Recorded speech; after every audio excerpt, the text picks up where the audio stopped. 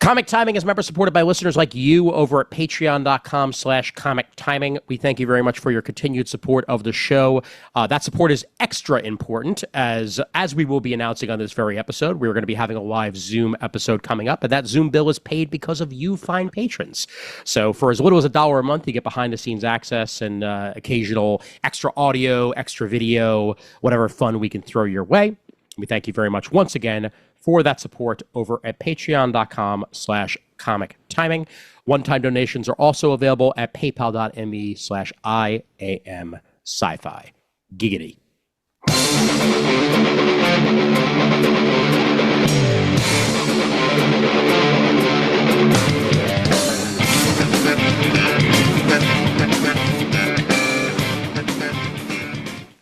Hey there, folks. My name is Ian Levinstein, and welcome to episode 287 of Comic Timing. Yeah, so next episode, we're going to have like 87 people on the call, so why not just have 2 tonight? Hey, Brent. It's only fitting. Welcome, everyone, to the Ian and Brent Hour. I know, yeah. What Brent has wanted the most since he started on this fucking show. Damn Skippy, man. You know, the good thing is about this, since we don't have to do intros or anything, is I don't have to update the spreadsheet of CT facts that I have ready for next episode Ooh, as much as I would have if everybody was on this freaking episode. That's very true. That's very true. Yeah. And now, of course, now that you said that, like 4 people are going to pop on before this episode's over. But yeah, the only one who may potentially show up is Kris if we go long enough. As we're recording this, Kris Nautis is currently mid Supergirl as she got one of the fan screenings, so she's seeing that before its wide release tomorrow. I'm scheduled to see it on Friday after work. When are you catching it?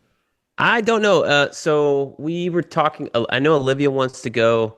Amanda was like, I want to go. And then it was like, well, Noah, he's 8. But when my parents took him to see Superman last year, he cried and they left the theater when Lex Luthor just straight up shot that guy in the temple. That was a little shocking. I was like, oh. Yeah. But like, I think the kids these days, my children, they watch YouTube Kids like almost exclusively. Olivia is now dabbling into what's the goth girl Wednesday.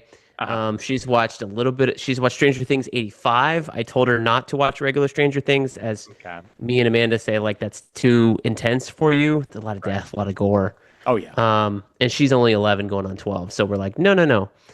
But yeah, so they've seen Avengers when they were younger, and it didn't bother them. But I don't think they've seen anything more recently that's like an action movie. And looking at the trailers and things, I'm like, maybe this is less of a kids movie than Superman is. Yeah, there is definitely going to be sad dog, and that can affect people of all ages, let alone the kids. Yeah, the reviews were popping today, and I read 3 of them. I watched 1. I read 2 more. I don't know why, but I'm addicted to Grace Randolph. So I watched her, and she didn't like it at all. So I was like, "Well, that's not a good sign." But she rarely likes Randolph. Anything. I was gonna say Grace Randolph doesn't like actually like the norm. She doesn't like anything that anybody else likes. And then I read I was reading AIPTcomics.com. Okay. I don't know what AIPT. I want to say ain't it cool news all the fucking time when I'm looking at that site because it's AI something.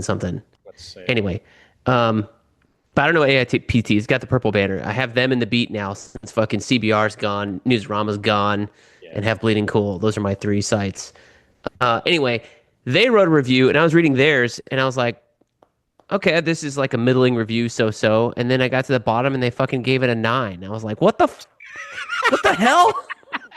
This review did not read like a 9. So, even here on their website, like I'll bring it up in a minute. Their headline reads like it's a middling review, and then they must have changed the headline since you saw it, man. Because like I'll bring it up right now. They have, here we go.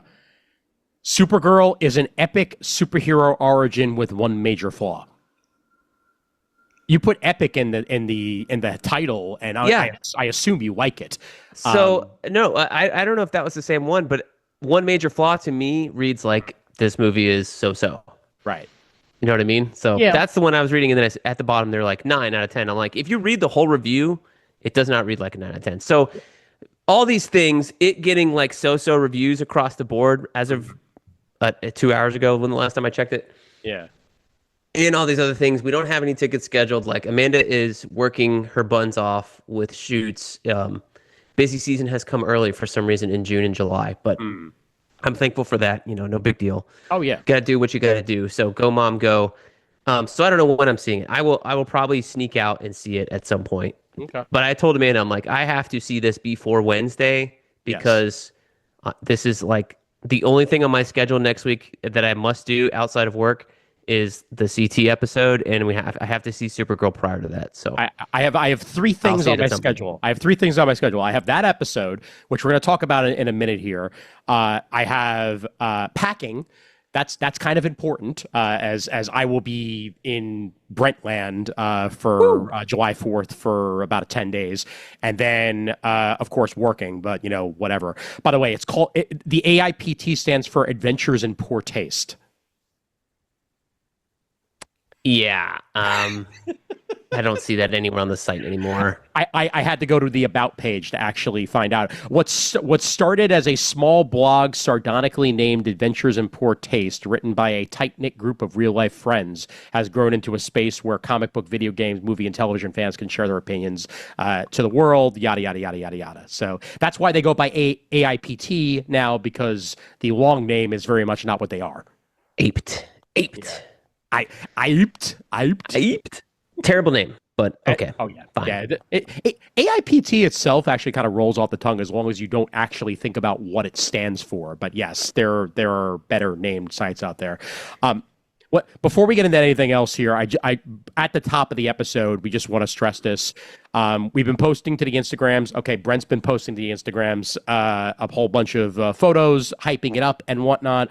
But as previously stated here, a week from today as we record it, July 1st, is when we are going to be recording our official 20-year anniversary episode.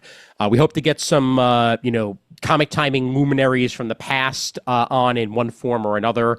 The main episode itself is going to be the anniversary, and then we're going to transition into our review of Supergirl afterwards. I'm either going to split the episode up into two parts, or we're going to do it as one giant, episode, depending on how long we go with the main festivities. But I want to make sure we do the celebration first. That way, anybody who hasn't seen Supergirl doesn't get spoiled by us talking about it. Yes, and we deserve to be celebrated. Of course we do. And this will be a merging of the minds, as Gold Team and Blue Team will both be on this very episode. Still tentative is Adam Murdo, as he's not sure whether or not he's going to be able to get out from the barn, quite literally the Christmas barn that day.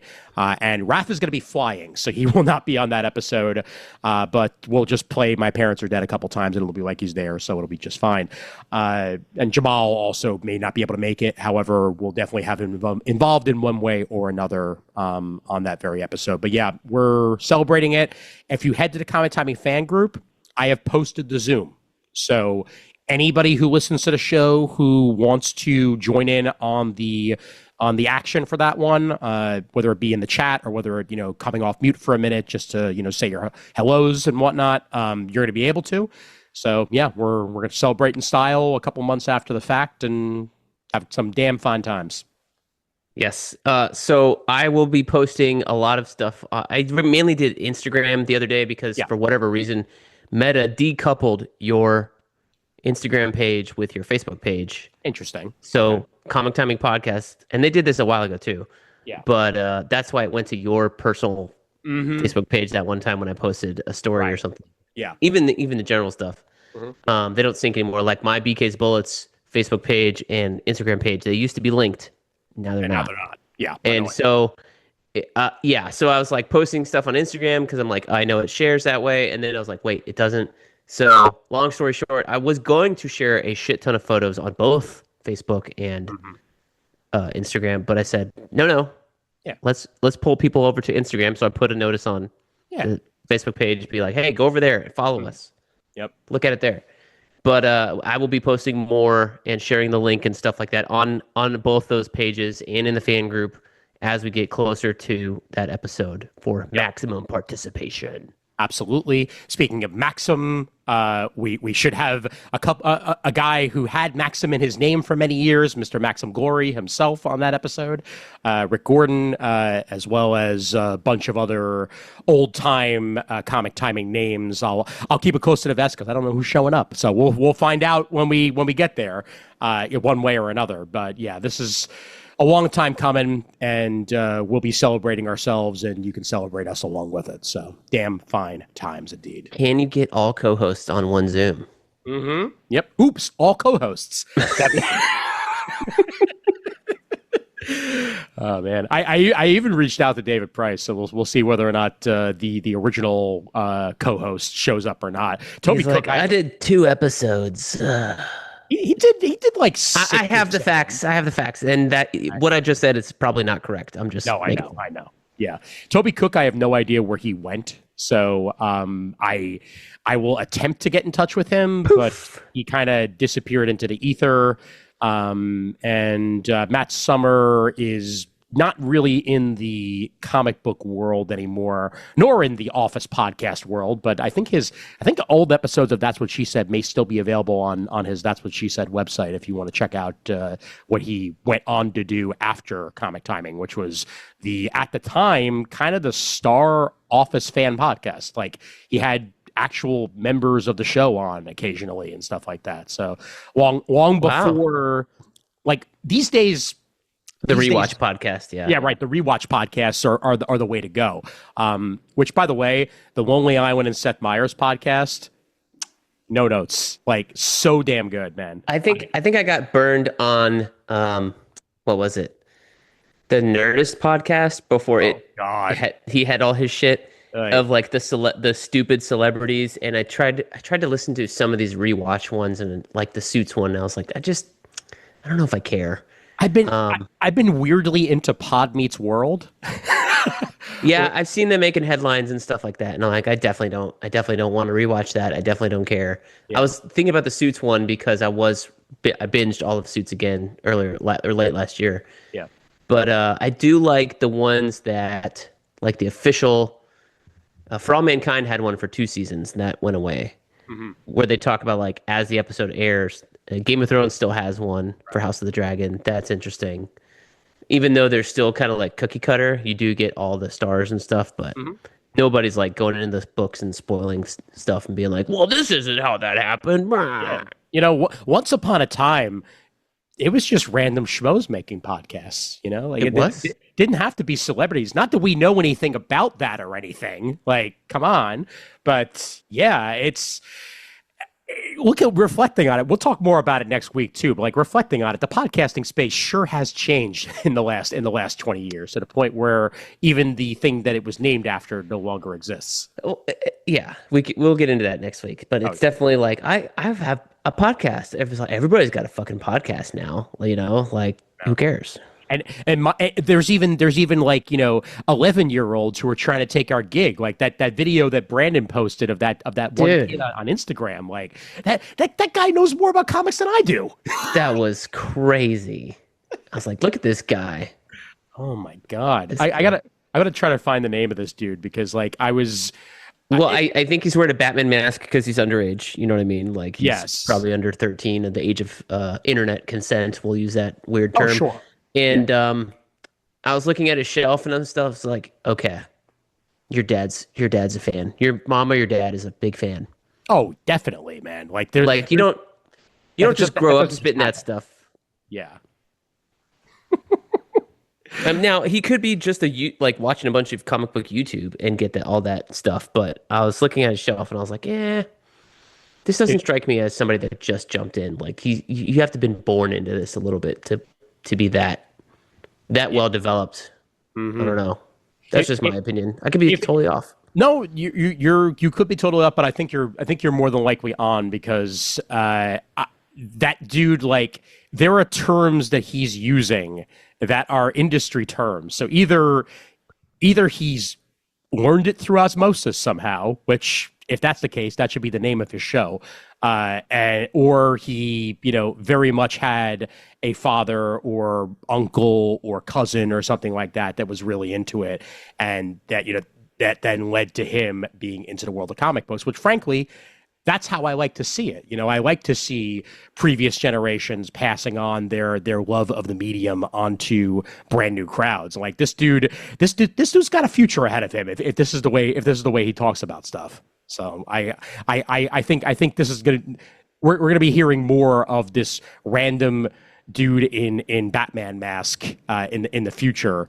Basically he was talking about trades, in particular, bleed over. Like that was one of the main things he was talking about. Yeah, like and the looking at the spine and having to pull it apart, and I was like, okay, all right, like no. And what tipped me off was the smell. I was like, this could be Shane's son. He starts going on about how the Marvel one smells different than the DC one, and he prefers the smell to the other one. I was like, like this. Core memory to me is listening to Shane on CGS 20 years ago and talking about how he just loved the smell of the paper. So anytime I get one of these older books and I'm smelling the paper, I just think of that, like sitting in my college dorm room, listening to Shane on CGS talk about this thing and being like, I never fucking smelled a comic book. And then I started doing it. And like, and I was like, okay, that's an adult right there. That's an adult saying the smell of the book. I think that the first time I noticed the smell of a book, I was already at least like 17 or 18. But when I opened it up, it was nothing beats new trade smell. Like if you have the right type of paper, it's like a bouquet of a good wine, man. My newest trade, I will give it a whiff. Nice. Which volume of Booster is that? This is volume 3. Nice. Of they labeled this the complete 2007 series. Ooh. But this one, this is all the J.M. DeMatteis and Keith Giffen and Chris Batista stuff. And then the back is the Time Masters miniseries, which I'm glad they threw in here because it directly ties into when Dan Jurgens came back again for the third time to his own character on his own series and finished out pre-Flashpoint. So. All right, cool. And now I'm super motivated to like finish. I need to finish my Green Lantern compendium, which I'm like almost done with, the first one, and then I'm like, do I go to the second one? Or I really should read more like thinner stuff so I can crank out some reviews. So luckily, some trades I ordered came in, so I have 2 overviews that I will release next week. Nice. But so I'm like, I've been waiting to do an Infinite Crisis one, mainly because I know there's stuff after I wanted to read it, specifically like Booster Gold and 52. And now that like I know I have everything, guess I could go do it. I don't know.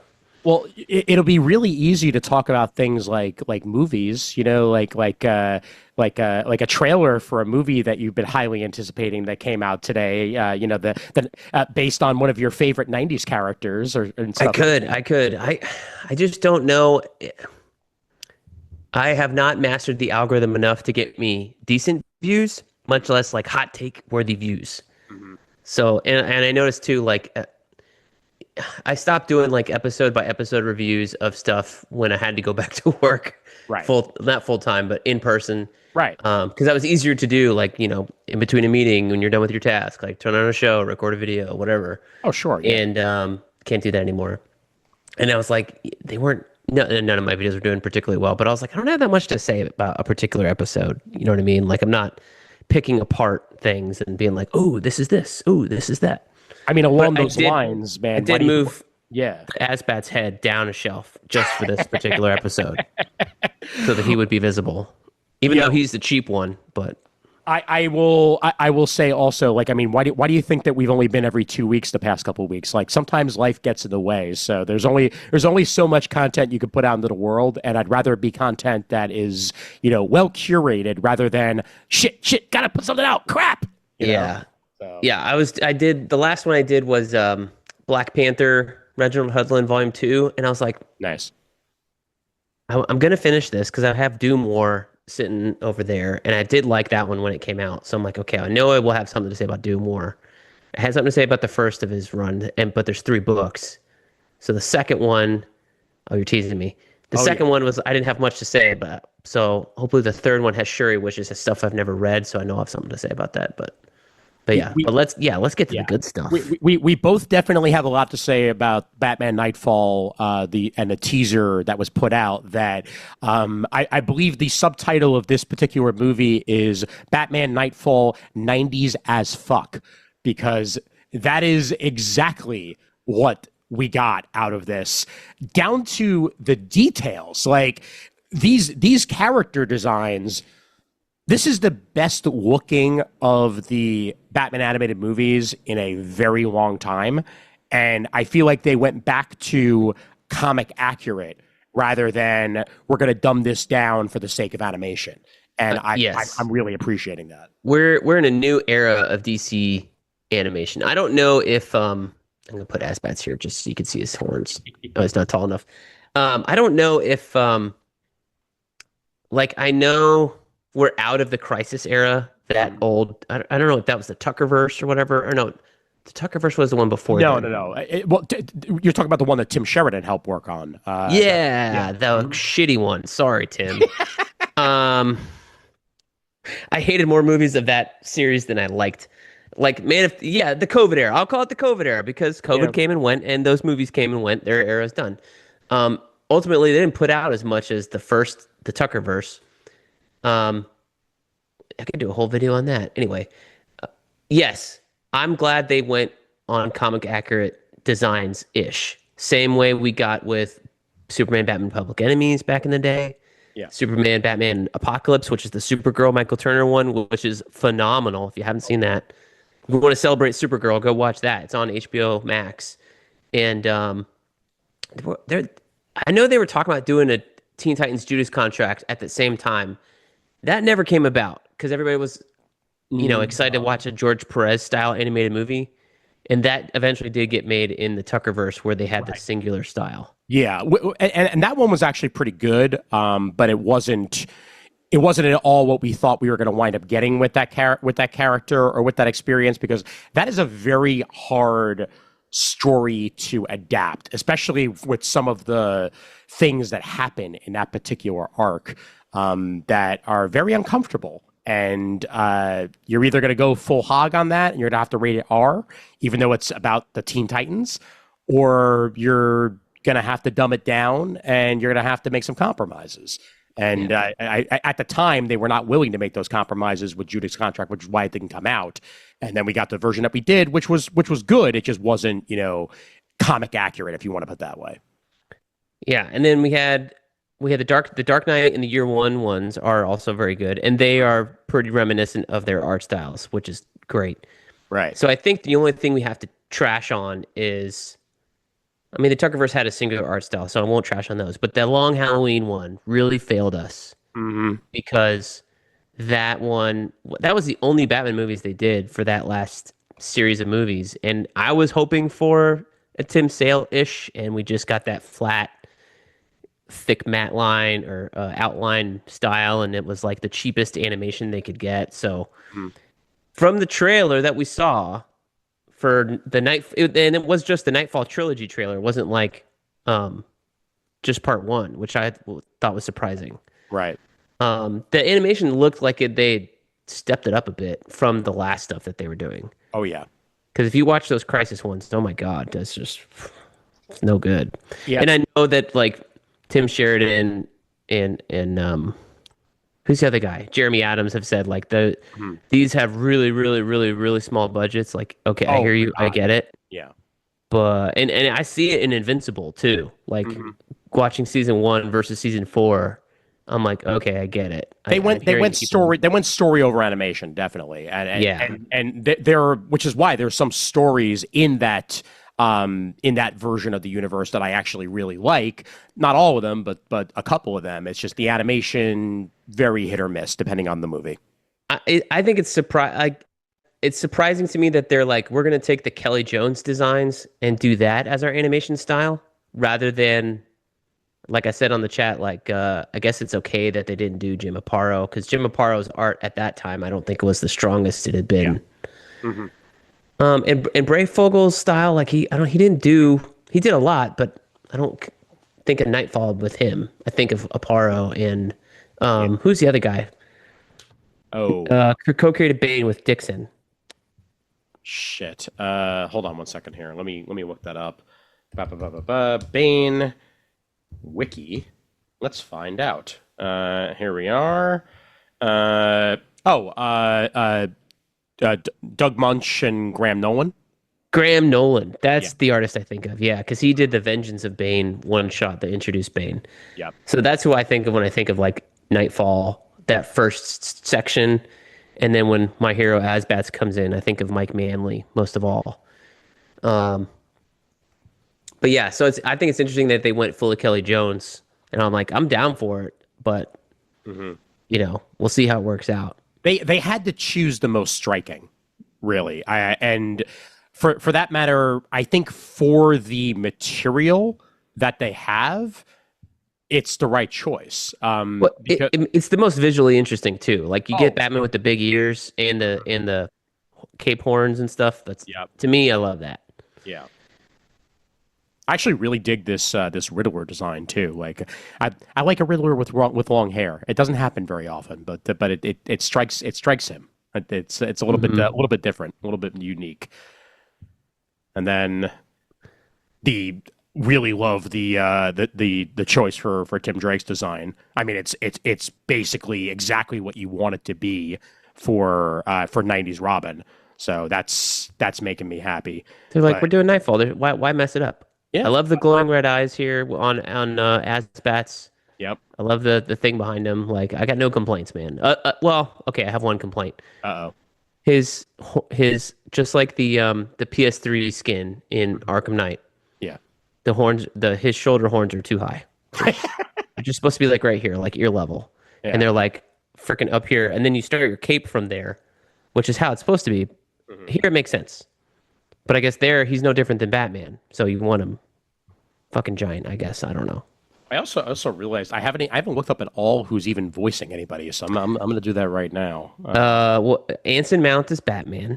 Ooh, okay. The gentleman that's in the Spider-Man movie that played Scorpion in that post-credit scene, Michael Moran, is that his name? Michael Mando is playing Bane. Yep, is Bane? Yes, without an accent apparently. Dude, Bruce frickin' Boxleitner as Commissioner Gordon. Here's the best one. Jean-Paul Valley, Pablo Schreiber. Oh, that's a good choice. That's Master Cheeks himself. Wow. And the fact that we get the best hair in all of Hollywood getting to play Batman, Anson Mount. Like, I'm down, man. I'm down. I'm completely down. And Dave Desmalchin apparently is the Riddler. Mm-hmm. So I don't know how. And Jeremy Adams is the writer of this trilogy, by the way, according to IMDb. Part one. I've listened to multiple interviews of them talking about it, and he's like, he only wrote part one. Oh, he only wrote part one. He can one. only vouch for that one. Got it. So we won't hold him to any deviances in part 2 or part 3. Okay. But I'm excited because, like, if we're gonna get, I'm interested to see how far they go. Like, to me, part 1 ends with the breaking of the back. Yeah. And then part 2, like, it's a tragedy, right? Let's just end it with a tragedy, with the breaking the back. And then part 2 can be, because they're going to condense it, right? We're getting fucking Tally, man. So that is Night Quest right there. That is the crusade. That is my boy Asbats going nuts. Mm-hmm. If he ends up killing Tallyman as opposed to Abattoir, I'm totally fine with that. And I know these are like deep 90s pulls. Like, Abattoir was a villain introduced just so Asbats could kill him. Mm-hmm. He wasn't like anything before then, and definitely wasn't anything after. Yep. But yeah, so if we're introducing Tallyman because he looks the most like the Joker and he's got a cool design, so that Asbats can kill him, I'm fine with that. No big deal. Yeah. The point is, he can't be Batman anymore because he killed somebody, even though in the story he let him die. He didn't actually kill him, but he didn't save him, which is actually is the same thing that Batman said in Batman Begins. I don't have to save you. But really? That's what Bruce gets mad about in the Knightfall story is like, you're supposed to try and save them. He didn't try, so he's like, there's only been a few of these animated movies that have had multiple parts, and And Dark Knight Returns had part one and part two, which they later combined into one. I own that. I own that digitally as one movie, and I think that's still to this day one of my favorite of the animated movies that they put out. That's great. The Death of Superman got two parts. Yes, exactly. Yep. Mm-hmm. And I like that adaptation. I like that adaptation. No, I think they did a good job with that one too. There were a couple of changes with Superboy in particular that I wasn't thrilled with, but overall it was pretty damn close to comic accurate, and it worked with the universe that they were working with at the time in the animated movies. That was back when Jerry O'Connell was the voice of Superman, and it worked pretty well. This to me is well deserving of a multi-part movie, and I think that is going to allow them to tell as much of this story as they possibly can within a 3-movie period. And it better damn well be good. That's all I'm saying. I mean, they put 3 movies behind it. Like, somebody believes in it, I guess. Yeah, it's Batman. It's gonna sell. There's that, and it looks fucking cool. So there's that. Absolutely. I'm curious to see what part 3 ends up being. Like, to me, it should just be Night's End, and end it with Bruce retaking the mantle. Game over. You had your big finale. Yeah. Jean Paul goes sulking away. Whatever. But like, they have Azrael in this preview, like in the Azrael suit, not in his Asbat suit, and he has the ninja suit also at the beginning of Knightfall. So like, are they telling? And I've read the review from IGN said they have a little bit of Bane's origin, so they're doing like Vengeance of Bane, Sword of Azrael in here, as well as Knightfall in one part. Like, that is a lot. Yeah. So if they're cramming all that into one part, what do they cram into the third one? Is it just Night's End, or are we going to do like Prodigal, and then Bruce comes back and he's like, I'm Batman again, and then Prodigal part 1 starts and he's like, hey Dick, actually you got to be Batman for a while because I'm not quite ready yet. And what? leaves and then comes back at the end. It's like, okay, I'm ready. And then whatever that Troika storyline kind of sucked. If they decide to do that and then they follow up and they combined stories and basically rather than have it just be that, have it be essentially a loose adaptation of Grant Morrison's Batman and Robin, I think that would be a great way to follow it up. If you're looking to combine time periods, then I think that would be pretty awesome. But I don't think that's going to wind up happening. I think they're just going to wrap it up within 3, and that's it. Yeah, I mean, they did that with the Batman versus Robin. They did that movie. Yeah, and Dick Grayson as Batman has only really worked once for me, and it was with the Morrison Batman and Robin. I think that was a damn fine run. I mean, the inclusion of Two-Face is pretty heavy in Prodigal. That's the only reason I could see him being why he showed up in that teaser. And I don't remember anything with Riddler, honestly. Yeah. So I'm curious as to why he's there. I mean, I ultimately don't care, but I mean, I'm not going to be like, oh, he didn't show up in the thing. Like, I want the Bane beats, Right. Part like, of me, when the Hush animated movie, I'm sorry, I could go on about these all damn day. The Hush animated movie, to me, made the most sense. Like, make the Riddler Hush. Not fucking Tommy Elliott. Like, Hush was a jacked up Riddler. I know. In the animated movie. And I was like, you know what? I like that change because it makes so much more sense than this weird thing of sticking the Riddler in at the end. Oh, my God. Yeah. 100%. Yeah.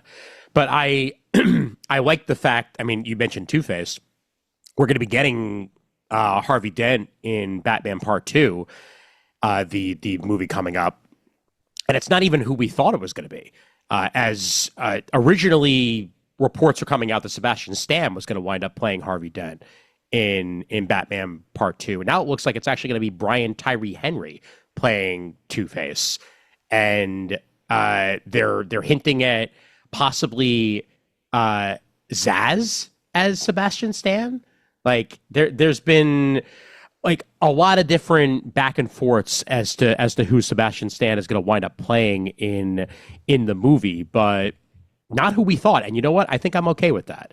Especially if we get a guy like Brian Tyree Henry involved with this, who's an excellent actor and could certainly bring the gravitas to play a Harvey Dent and make it work possibly as Two-Face down the road. I'm totally down with that. with that change. Like, I want to keep that ugly ass Joker as far away from me as possible, unless you change his design. Like, I don't have a problem with Barry Keoghan or Keoghan, however you pronounce his Irish name. It's pronounced Keoghan. Keoghan, sorry.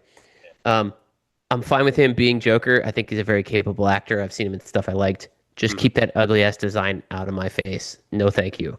We barely it's even too saw much. it. Yeah, we barely even much. saw it. Like, and it was in a post credits deleted scene, so Right. Which is why I'm like, if you want to change the design, no one will cry uncle because that one was awful.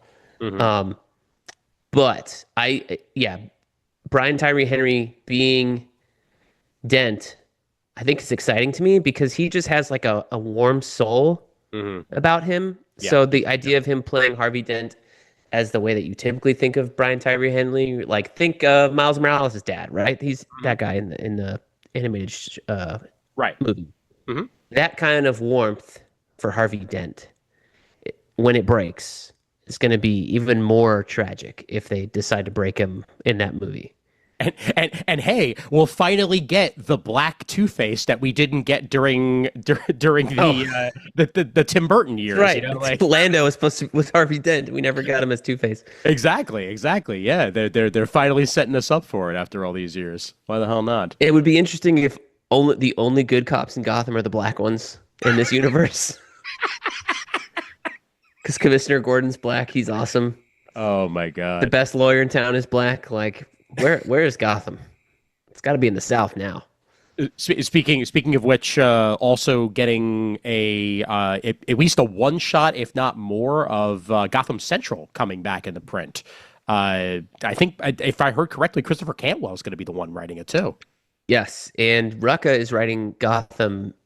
It's not called Gotham Med, but it's Gotham Med. He's writing like a Gotham Central-ish version where it's the hospital, not the police, because he's like been there, done that. Okay, all right. And they're coming out like the same month with the Bad Seeds event. Nice. I am 100% about that. I've been trying to be more caught up with my comics, even if I haven't read previous comics. So I'm gonna try to be reading that as it comes out, or pretty damn close to it. Again, DC Infinite's only a month behind, so it's not like it's hard to continue to read something. It's just I very much have given up on the idea of, oh no, I didn't get a chance to read that. I have to go back and read all 24 issues of that run in order to be no. I can start at the beginning of a new run and eventually get to that when I have the time and the effort. That's the life to live as a comic book fan right now, and I have to appreciate that and respect that. I was like, Poison Ivy's at how many issues? I'm sorry, what? I Yes! did not even pay attention. Dude, man, like Who's reading this book? This is a the lot first of I've heard people. about it. It is shocked everybody that, for one thing, G. Willow Wilson's still on it. G. Willow Wilson is the one who launched that book. Well, I'm just saying, props to them. I don't know who the artist is. G. Willow Wilson, like I don't even know if I remember it came out. But the fact that it's been going on this long, and you haven't heard about it, and it wasn't until like, hey, there's a crossover with Poison Ivy and Batman. I was like, sorry, Poison Ivy has her own book. It's on issue what, 47? Marcio Takara is the primary artist of the Poison Ivy series. So does that go to the beginning of the Zdarsky run, or does that go back to the Tiny and stuff where he was introducing like Miracle Molly and all these people? Well, it started in 2022, so I think it's probably right around the beginning of Zdarsky. Okay. If not the end of King, maybe.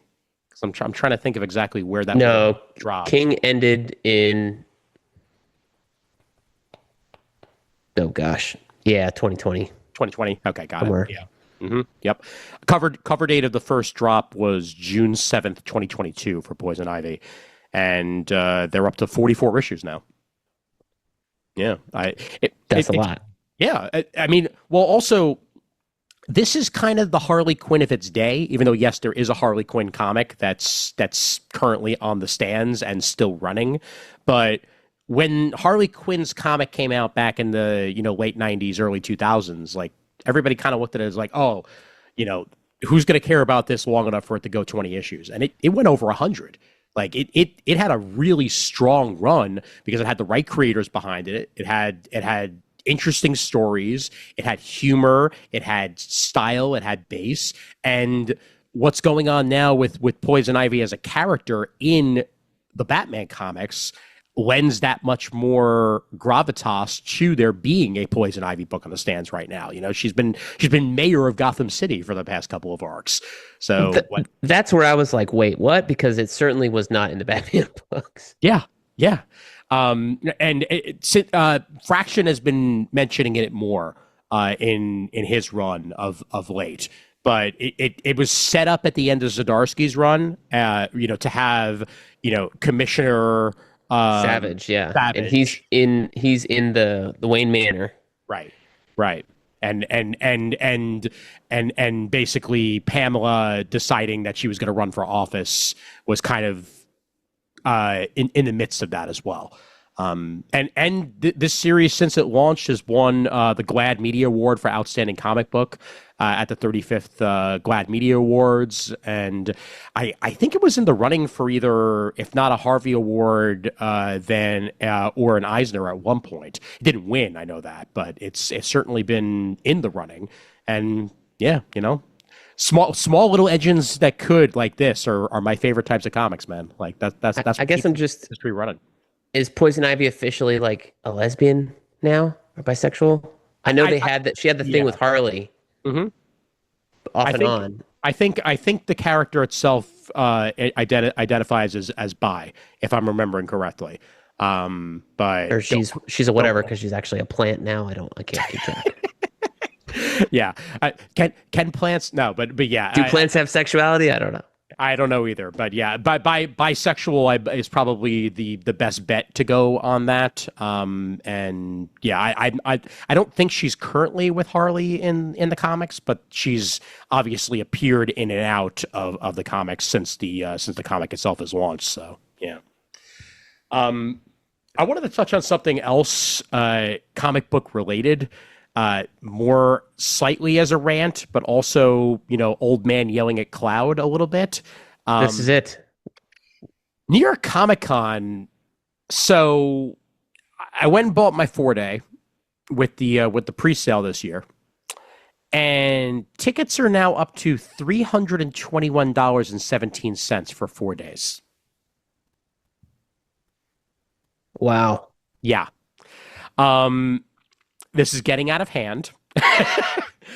This is beyond ridiculous at this point.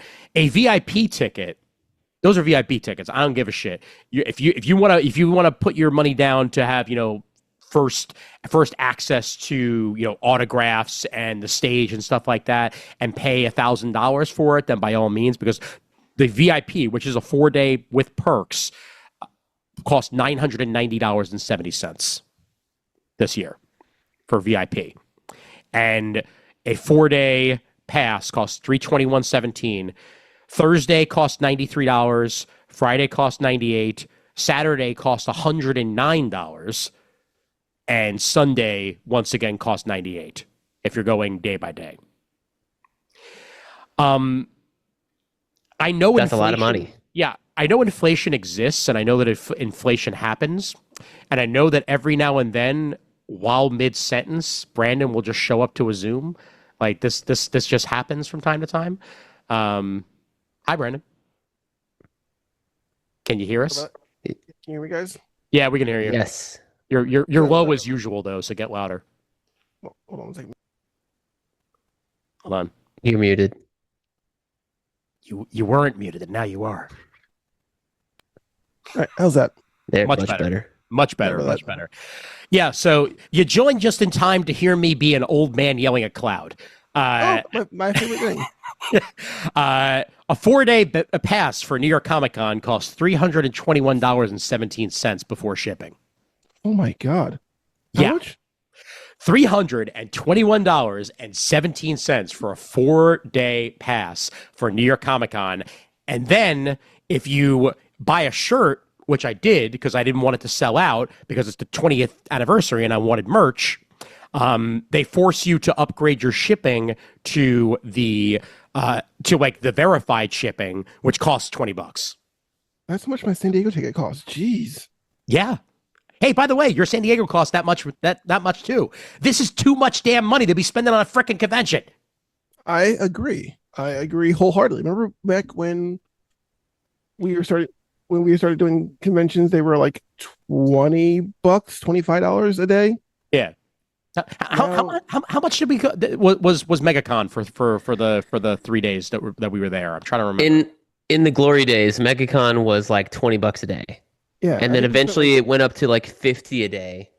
And then the last time I went for a single day, it was like 85, something like that. And it was nearing $100. Now, for one day. for comparison, we went last year or this year in 2026 on Friday, me and the fam. We took all four, and they were nice enough to sell us a family pass, which was that's a large fucking family because they had two adults included with your family pass, and you could bring up to four kids Oh wow, for $115 plus that's not tax. bad. That's not bad. That's not bad at all. That's not bad at So all. I think, like, I may buy a family pass if it gets more than that. So Oh, yeah. shit. Yeah, but they don't do that at New York Comic Con. You can buy a kid's badge, but you can only buy a kid's badge for Thursday and Sunday. A kid's badge is Oh, they're just not welcome on Saturdays? you want to bring a kid on Saturday, sure, you're paying full price. Oh God. That's it. Is Fan Expo in charge of, or no, it's still Reed No. Pop? It's still Reed Pop. Yeah. Reed handles New York Comic Con, Emerald City Comic Con, C2E2, otherwise known as Cetos Etos. Fan Expo also, I think. Fan Expo's separate, I think. They're their own company. Yeah, because Fan Expo owns MegaCon, if I remember. Yes. Yeah, so they're a whole other bag. Fan Expo basically bought up MegaCon, most of the Canadian conventions, and a couple of the old Wizard cons, and turned those all into Fan Expos. Because like I think Philly's Con is now a Fan Expo Philly, if I remember correctly. It is, yeah. So it's Philly, Chicago, LA, a couple like in between, and then like they do Calgary still. Yeah. Mm-hmm. Yeah. Yep, stuff like that. Yeah, and Reed also handles the PAXs. So PAX, all taxes. yeah, PAX West, PAX East, PAX Unplugged, PAX Pox. Any of the PAXs that show. Okay, PAX Pox isn't real, but there used to be a PAX South, and there isn't anymore because Texas. But yeah, that's what they handle. $33.21 for a Thursday kids pass, $49.54 for a Sunday kids pass, and your kid has to be between the age of 6 and 12. So if they're 13, then you have to pay the full price for a ticket. My 13-year-old is not gonna. She's not gonna tell. Yeah, and I don't have a 13-year-old, but yeah. Yeah, I know. They're not going to tell, but they might ask. If it's a 13-year-old that's had a growth spurt and a beard, then maybe there might be a problem. But no beards. Okay, good. But I would be like, yeah, she's 13, and she says she's 13. So there's no kids ID. Sorry, dude. Like, yeah. She says she's 13. Yeah, sorry, she can't come in. It's 6 through 12. You're right, 12, whatever the hell. Whatever it is.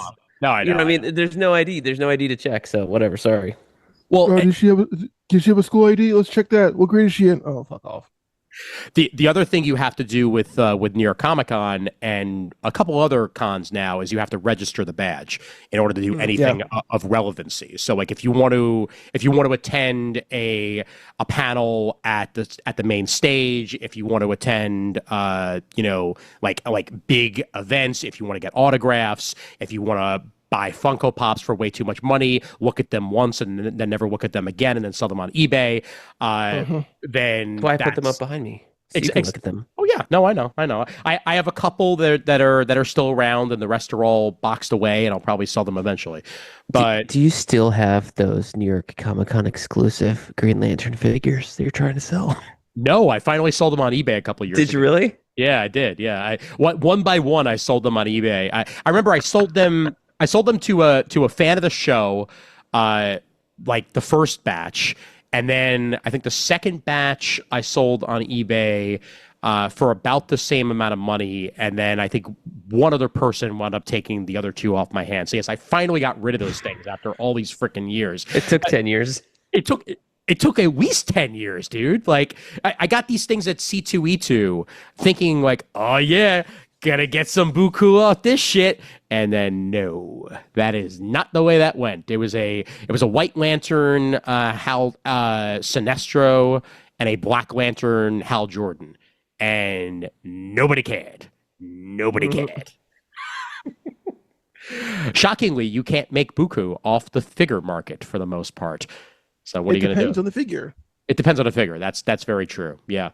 I have turned over a couple figures for some good cash. You know what I did? You know what I did the other day actually? God, what's the name of the service? Have you ever heard of Sell Your Books? No. So I think it's a UK based company, and when you're buying the book, it's I think buyyourbooks.com or something like that. But you can scan the barcode of any book or media that you want to sell, and they'll tell you whether or not they want it. And I'm sorry, World of Books. World of Books is the main company, and then Sell Your Books is basically the app you use to sell them. And they will give you cents on the dollar for your shit. It's like GameStop. Oh no, basically, yeah. Jesus. I think I sold, what was it, like Futurama season 2, a old Madden for the PlayStation 2 that I still had, a couple of volumes of The Simpsons. There might have been a Family Guy volume in there as well. And I think off of this entire haul, including a CD for a band that I don't think I ever actually listened to, but they must be big in Europe because for some reason they wanted it. And I got $11.94. Jeez, wow. There's Free shipping also or no? They handle shipping. Oh, that's pretty good. It costs more to ship that shit. Oh, I know. Yeah. Tell me about it. Yeah. If I had to pay shipping, it would have been a wash, basically. Yeah. The exact same thing in the end.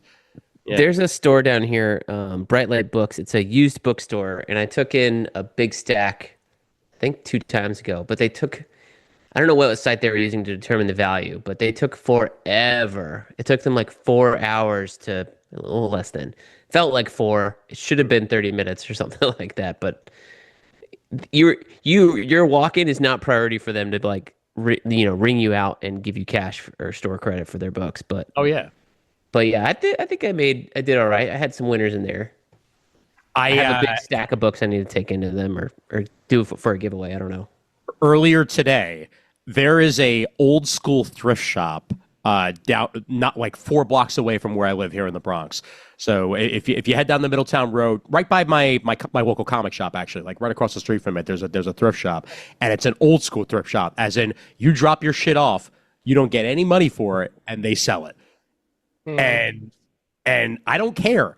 I didn't want it anymore. It was basically everything that World of Books didn't buy off of me. I dropped off at him earlier today, and it was a box full of random DVDs, video games that may or may not still work, bootleg anime CDs from years ago. Brandon, I sold him, well, not sold him. I gave him my Hellsing OST soundtracks as well as I would have bought it off of you, dude. You can listen to all this shit on Spotify for free, man. Like you don't need to buy it. Physical media is dying. Hold on to it. This is for bootlegs. Bootleg. I never mind the bootlegs. Yeah. I gave him the bootleg of the Ghost of the Shell standalone complex OST that I used to create the Geek Speak intro years and years and years ago. Jeez, So, flashback. like, God. all this stuff was just sitting around collecting dust, and I'm like, screw it. I got to get rid of some stuff. Like, let's just get it out of the house. And now he can make at least $3 off of it and make himself a happy man. That's better than it just sitting around doing absolutely nothing. If it was real, I would have given it to you, Brando. But like this stuff was like back when Amazon would sell bootleg CDs. Mm-hmm. That's where that's from. Wow, that's old school then. Oh yeah, yep. I remember I got at least like 2 or 3 DVD box sets off of Amazon back in the day where they didn't care if something was bootleg. That's where I got my Hellsing original version of Hellsing. Rather than it being, the 7 discs that it was supposed to be, it was 2 discs. It played just fine, but it wasn't real.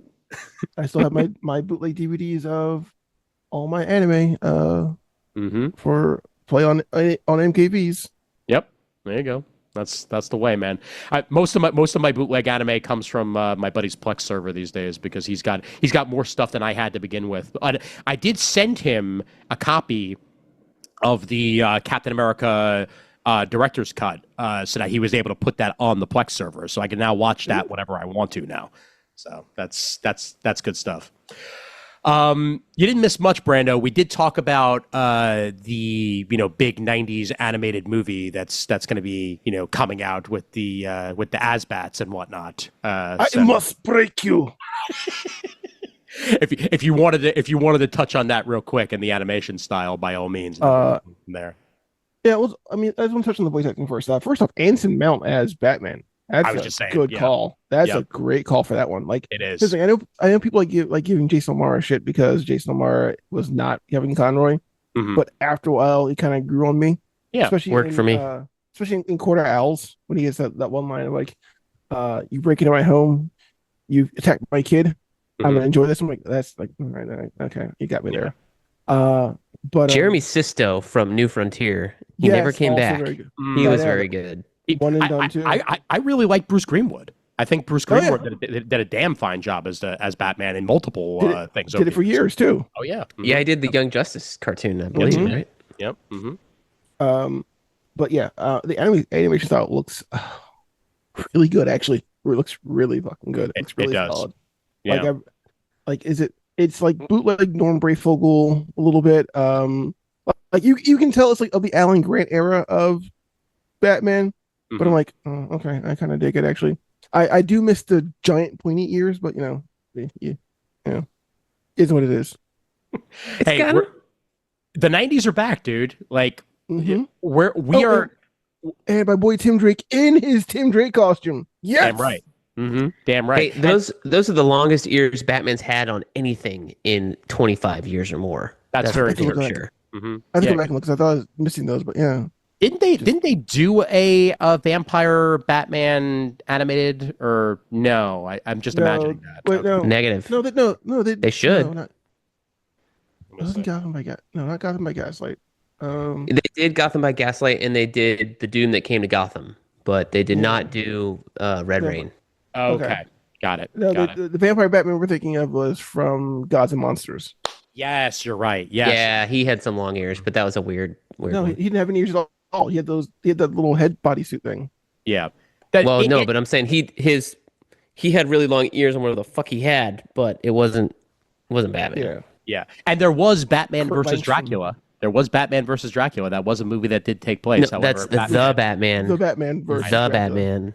Yeah. With Reno Romano. Yep. Very true. Underrated, Jim.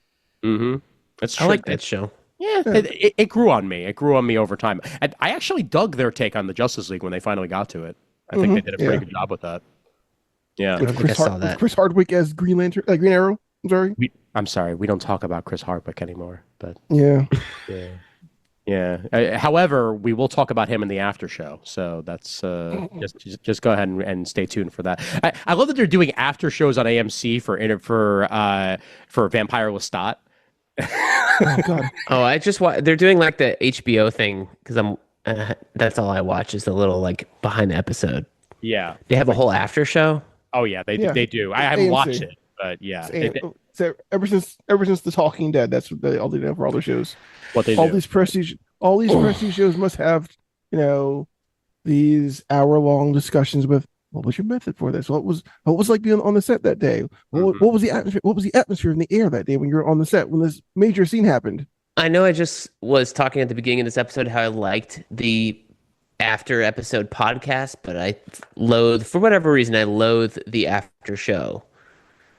Maybe just because Talking Dead was not very good. It's usually not very good. Like they don't go in depth at all. Like they're there to promote more than anything else. Well, they still have ad breaks too. Yeah. So which is like Which is why, for the most part, the after show has been replaced by the podcast, because at least the podcast can go into it and they can go longer than, a 10-minute conversation where they have to break for a Michelob Ultra ad. They don't need to worry about that. You know who does it pretty good? Warner Brothers is pretty good with their show now. With Coy Jandreau and what's her face? They do the DC one. Yeah, they do a weekly spotlight, and I've been a big fan of Coy since God, this is gonna be telling on myself, since the Popcorn Talk days of the way pre-internet. I have not. I've seen some of his stuff. I don't love him or hate him. I have no disposition about him. I think he looks like a nice enough guy, and I think he was at MegaCon doing some meet and greet once or twice. Yeah. He's a big comic nerd, so. Yeah, that comes off, but that show to me just looks super produced and promotional rather than of substance. So that's why I don't think I've watched it. Like it's kind of sad because like it reminds me of like if you ever watch the old Collider stuff from way back when, like 2016, 2014 and 2016, he was getting a start on that stuff also, and like if it was a big person named John Schnepp, and John Schnepp did the documentary of Superman Lives. Yeah. Yes. He kind of lived in his shadow also, but I think that's what he's trying to be. I think Schnepp is a little more organic though about how he does it. That's the guy who that's the guy who unfortunately passed away, correct? Yeah, correct. Yeah, because I remember it was only like a year or two after that Superman Lives documentary that he unfortunately passed away unexpectedly. Coy did the he did I don't know what it was for. Maybe it was Collider, but it was like comic book shopping with Coy. Yeah. And they always went to the same fucking store in Hollywood.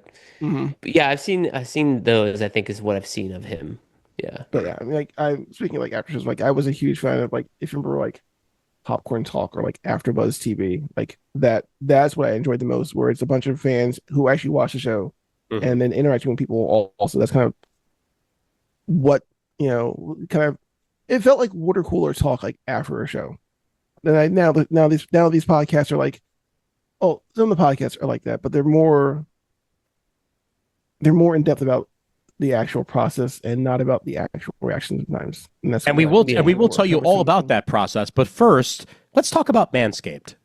Yeah, exactly. Yes, like who needs a fucking Manscaped ad like every 5 seconds, or like what the hell's the other one? Oh, Factor. Let's do Factor. Oh yeah. Either they're making a lot of money or those ads do not pay. I don't know. Well, because they're everywhere. As someone who now has a podcast that has ads inserted in them at the beginning, sometimes the middle, and the end, I can tell you they don't pay that much. But they don't pay that much. No, the inborn ones don't pay that much. The ad reads pay more. Exactly. Yep, which will hopefully be getting soon. But what I would want to add there is, we're talking about how like all this 90s retro shit and stuff like that. Guess what comes back the same day as our anniversary episode, gentlemen? And that, of course, is, X-Men 92 Season 2. No, X-Men 97, my bad. X-Men 97 Season 2.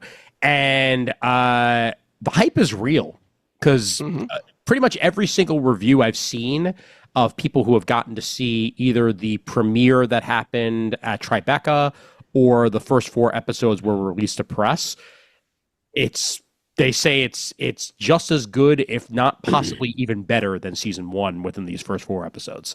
Yeah, they cooked in Season 1. I fear they cooked too much in Season 1 at times. even Grace Randolph liked the first 4 episodes of this one, so it's goddamn good. Oh God, fuck Grace Randolph. I like her. We were just talking. I was just talking about it. That's why I said it. God. But like, rewind, Brandon. Listen to the beginning of the episode, and then you'll get this joke. I can't listen to it over his live, guys. I can't, man. I can't.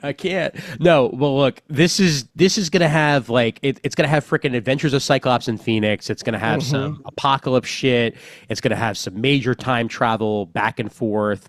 It's gonna have Magneto in what appears to be pajamas. Peter David X Factor also. Peter David X Factor. Yep, that shit's thrown in there for good measure. Are we getting Marrow? X-Men. I just want Marrow to show up. I think no. And she fucking died. what's the guy with Chambers going to be in it. No. The guy with the maggot. Is that his name? Oh my Maggot. God, Maggot. Okay, if we get to season 4, we'll probably get Maggot. Marrow died though in season 1. Though I just found out Maggot was a real thing on some YouTube video where they explained the hidden history of Maggot, and I was like, really? I was like, okay. Was Marrow in Genosha? When Genosha? I think she was. Yeah, I think she was in Genosha. Ah, shit. Damn. Well, I know they showed her for sure.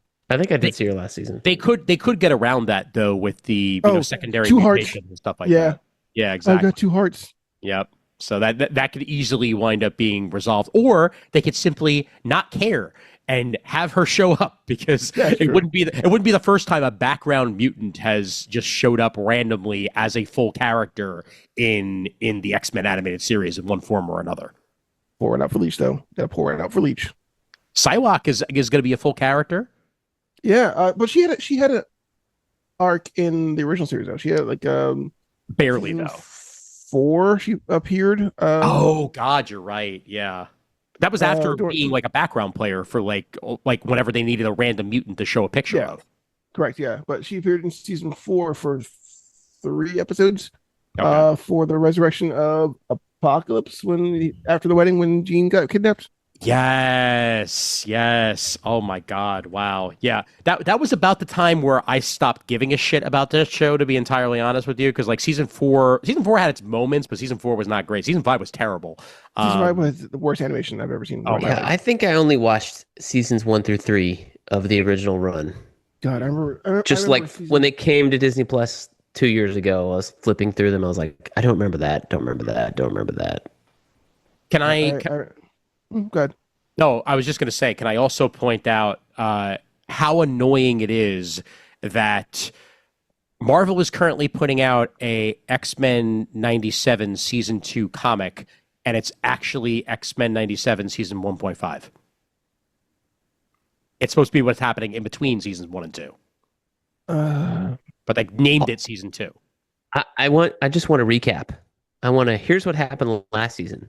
Because I watched My Adventures of Superman, season 3, episode 1, and it did not get a fucking recap. And I'm like, I don't know what the hell happened. What happened? Well, I watched it. It's very simple. They're going to say the words previously on X-Men. And then they're going to tell you exactly what happened. Well, for that reason, because they have that great previously on X-Men, I know it'll have it. But fucking Dono's favorite damn Superman show did not have a recap. And I was like racking my brain. I was like, okay, I think I remember her dad being a robot. Supergirl's here. And there's more robots. Okay, cool. And Slade works for Lex. I remember that. Mm-hmm. The boy. Did you finish season 2 yet or no? I have not watched season 2. However, just to prove a point almost, I watched episode 1 of season 3. So I also did right before this. Because so was it Donovan talking about it all fucking week? Yeah. In the chat? Yeah. Between Dono and I. But it's pretty, like, here's the thing. Like, it's groundwork, especially with this week's episode. It was good. I liked it. Yeah. Or not this week's. I liked the first I only watched the first episode. So I liked it. From what I watched in the first episode, I honestly got enough to understand what I missed in season 2. Because all you really need is a setup. I already knew Supergirl was going to show up. I already knew that Kara showed up in one form or another. So her showing up, me learning that she's basically, stiff Kryptonian in language, learning what everything is that's fresh and new daisies. I want to pet that dog. Can I pet that dog? Is basically the personality of Kara. That's fine. And I know that clearly shit happened with her and her father. Like that's all you really need to know as setup to watch the beginning of season 3. You should watch season 2 though, because the stuff they did with her dad was fucking diabolical. Oh no, I'm gonna go back. I might even go back, later this week and watch more of it than I've got. But here in Also, season 2 has Kara dressed as Android 18. Oh my God, yes. All right, I don't remember. All right, I'm down. In the her first appearance outfit? So the black vest, white shirt, and jeans. Two things of note from this first episode. Yes, obviously we get introduced to what's eventually going to be this world's Bizarro in one form or another. The clone was created by George Binder. Yes. Isn't that the guy that did Shazam? Otto Binder? Otto Binder, exactly. Yes. Yep. This thing, Otto Binder's getting some shit lately because this is the second thing I've seen with him with his character being dead. I'm like, see, do you hate Otto Binder that much? Was George Binder a character in the comics at some point? No, he's named after Otto Binder. I'm like, why would you? So do why is his name George? Was it who named someone? I know it was named someone Otto in the year 2026. Thank you, Otto Octavius. Yeah. Okay. Okay. What is Otto short for? That's what I want to know. It's German for Otto. It's a German name for Otto. OTTO. I love that your camera. That's racist. I love that your camera zoomed right as you were doing your mighty laugh there, Brent. Like that just made it even better. That's that Apple FaceTime or whatever the hell center stage. If I move over here, look. Yeah. Yeah. There you go. Yeah. Oh no, I know from the times that I've been on an iPad, it's like that could be annoying as fuck sometimes, but sometimes it really works. Oh yeah. By the way, Brent, you and I are fighting today. Why? I started watching your review of Rand Thanagar War. How dare you? How fucking dare you? I didn't say it was awful. I'm just like there's a lot to work with there, and it's got a lot of stuff. Doesn't mean it's good. We'll finish it, man. We're gonna fucking throw hands. Okay, but it's because I titled it the worst Infinite Crisis lead-in. Oh yeah, and it got Brandon to click on it, so it did its job. Well, the thing about Rand though, Brandon, is that it's so far away. Like you just ran so far away. And I ran so far away. Okay, Otto, according to Google AI overview. Yeah.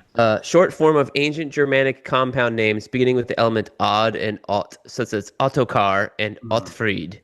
Okay. Also, occasionally a nickname for anybody named Othello. Who the fuck's naming their kid Othello? I don't know. Yeah. So when I think of Moors, I think of Othello. Yeah. Yeah. I want more of that name, guys. Yes. Ha ha. Bing bing. But. Yeah, this is also Project Caliban is a new creation for my adventures with Superman. That's not something that existed in the comics. At first, I thought it did because it totally sounds like it, but then I just realized I was just thinking of Caliban from the X-Men. Oh, who's the guy that with the horns that made Superboy? Connell. Isn't that guy Caliban? No. That's Dublex. Yes, Dublex. Oh, okay. Mm-hmm. Yep, that's right. Because he's XX. You get it, Dublex. Yes, exactly. Plus, I like that he's the Bizarro in My Adventures with Superman is subject B-1Z. Mm-hmm. You know, like you get it. You get it. Oh, which zero. Yeah, but also the number one immediately makes you think of Bizarro number one as well. So like it's kind of combining both the lores of Bizarro into one thing there. But I've only seen the first episode. I like where this is going. I hope he doesn't become too Bizarro-y, but I'm sure he's going to over time because that's what's going to happen. So yeah, gentle giant guy. Mm-hmm.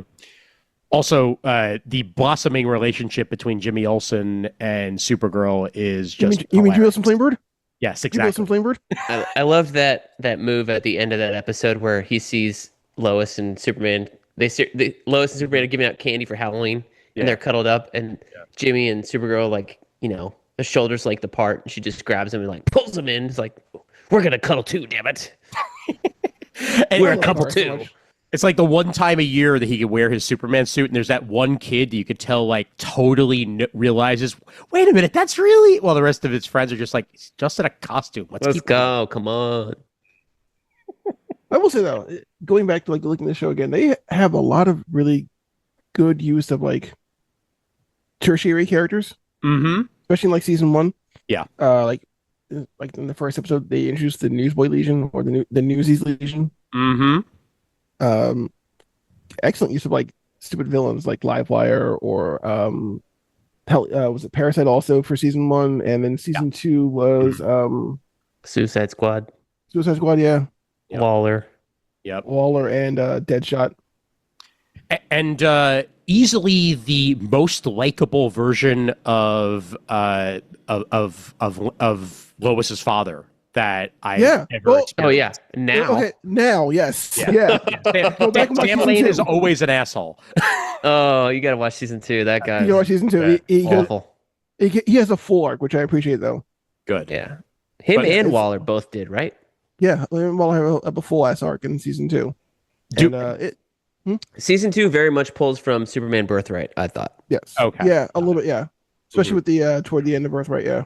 Have we had hints yet at Jessica Cruz for the spinoff? Or She's in season 2, she's in episode 2.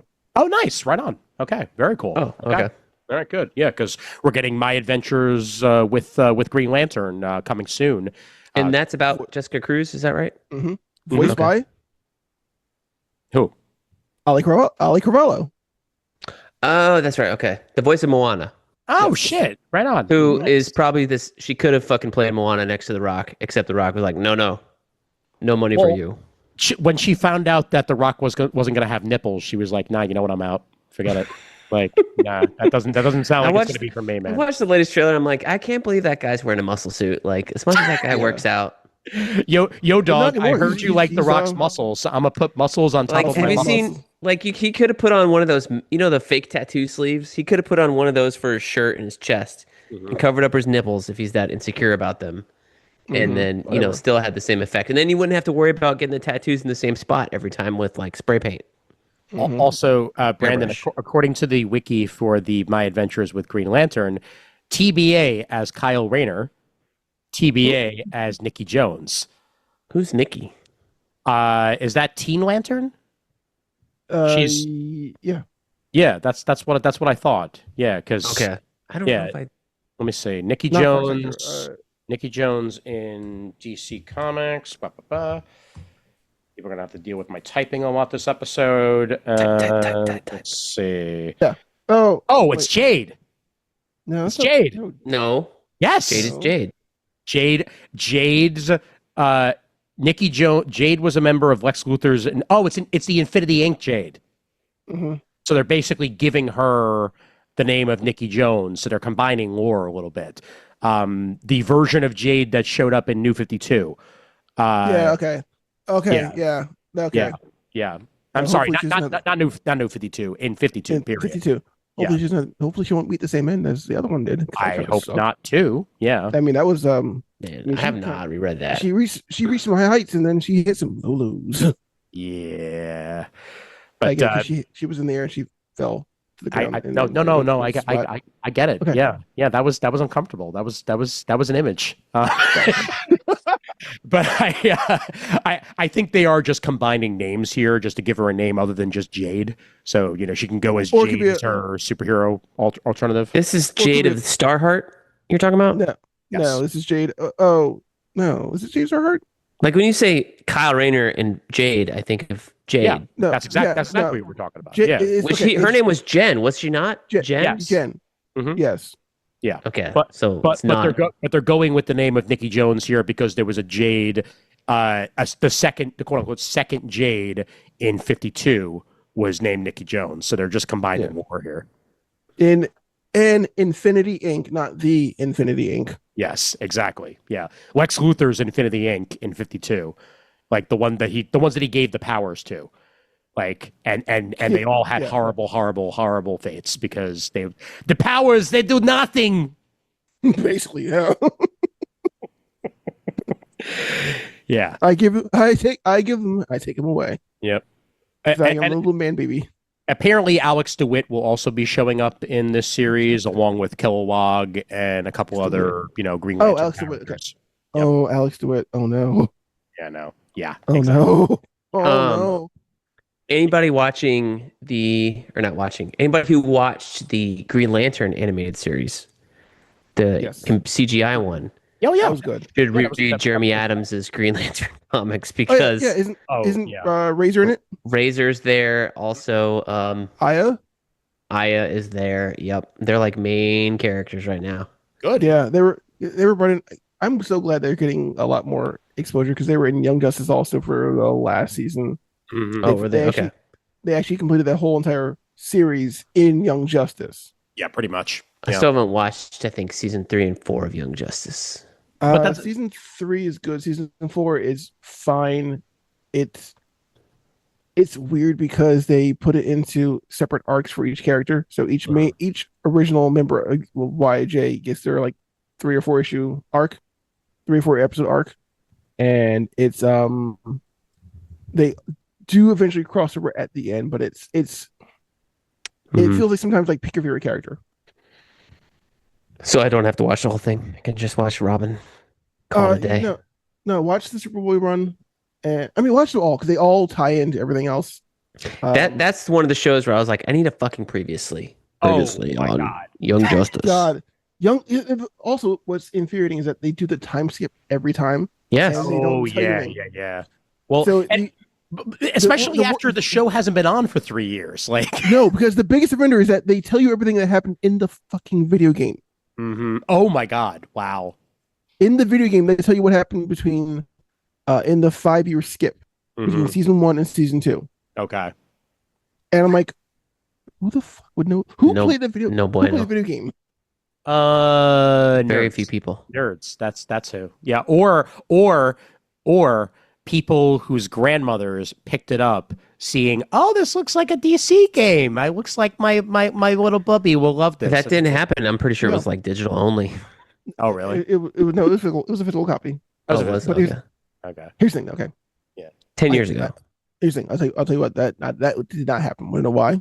Why? Because this is one of my favorite stories about working for Hasbro. Yeah.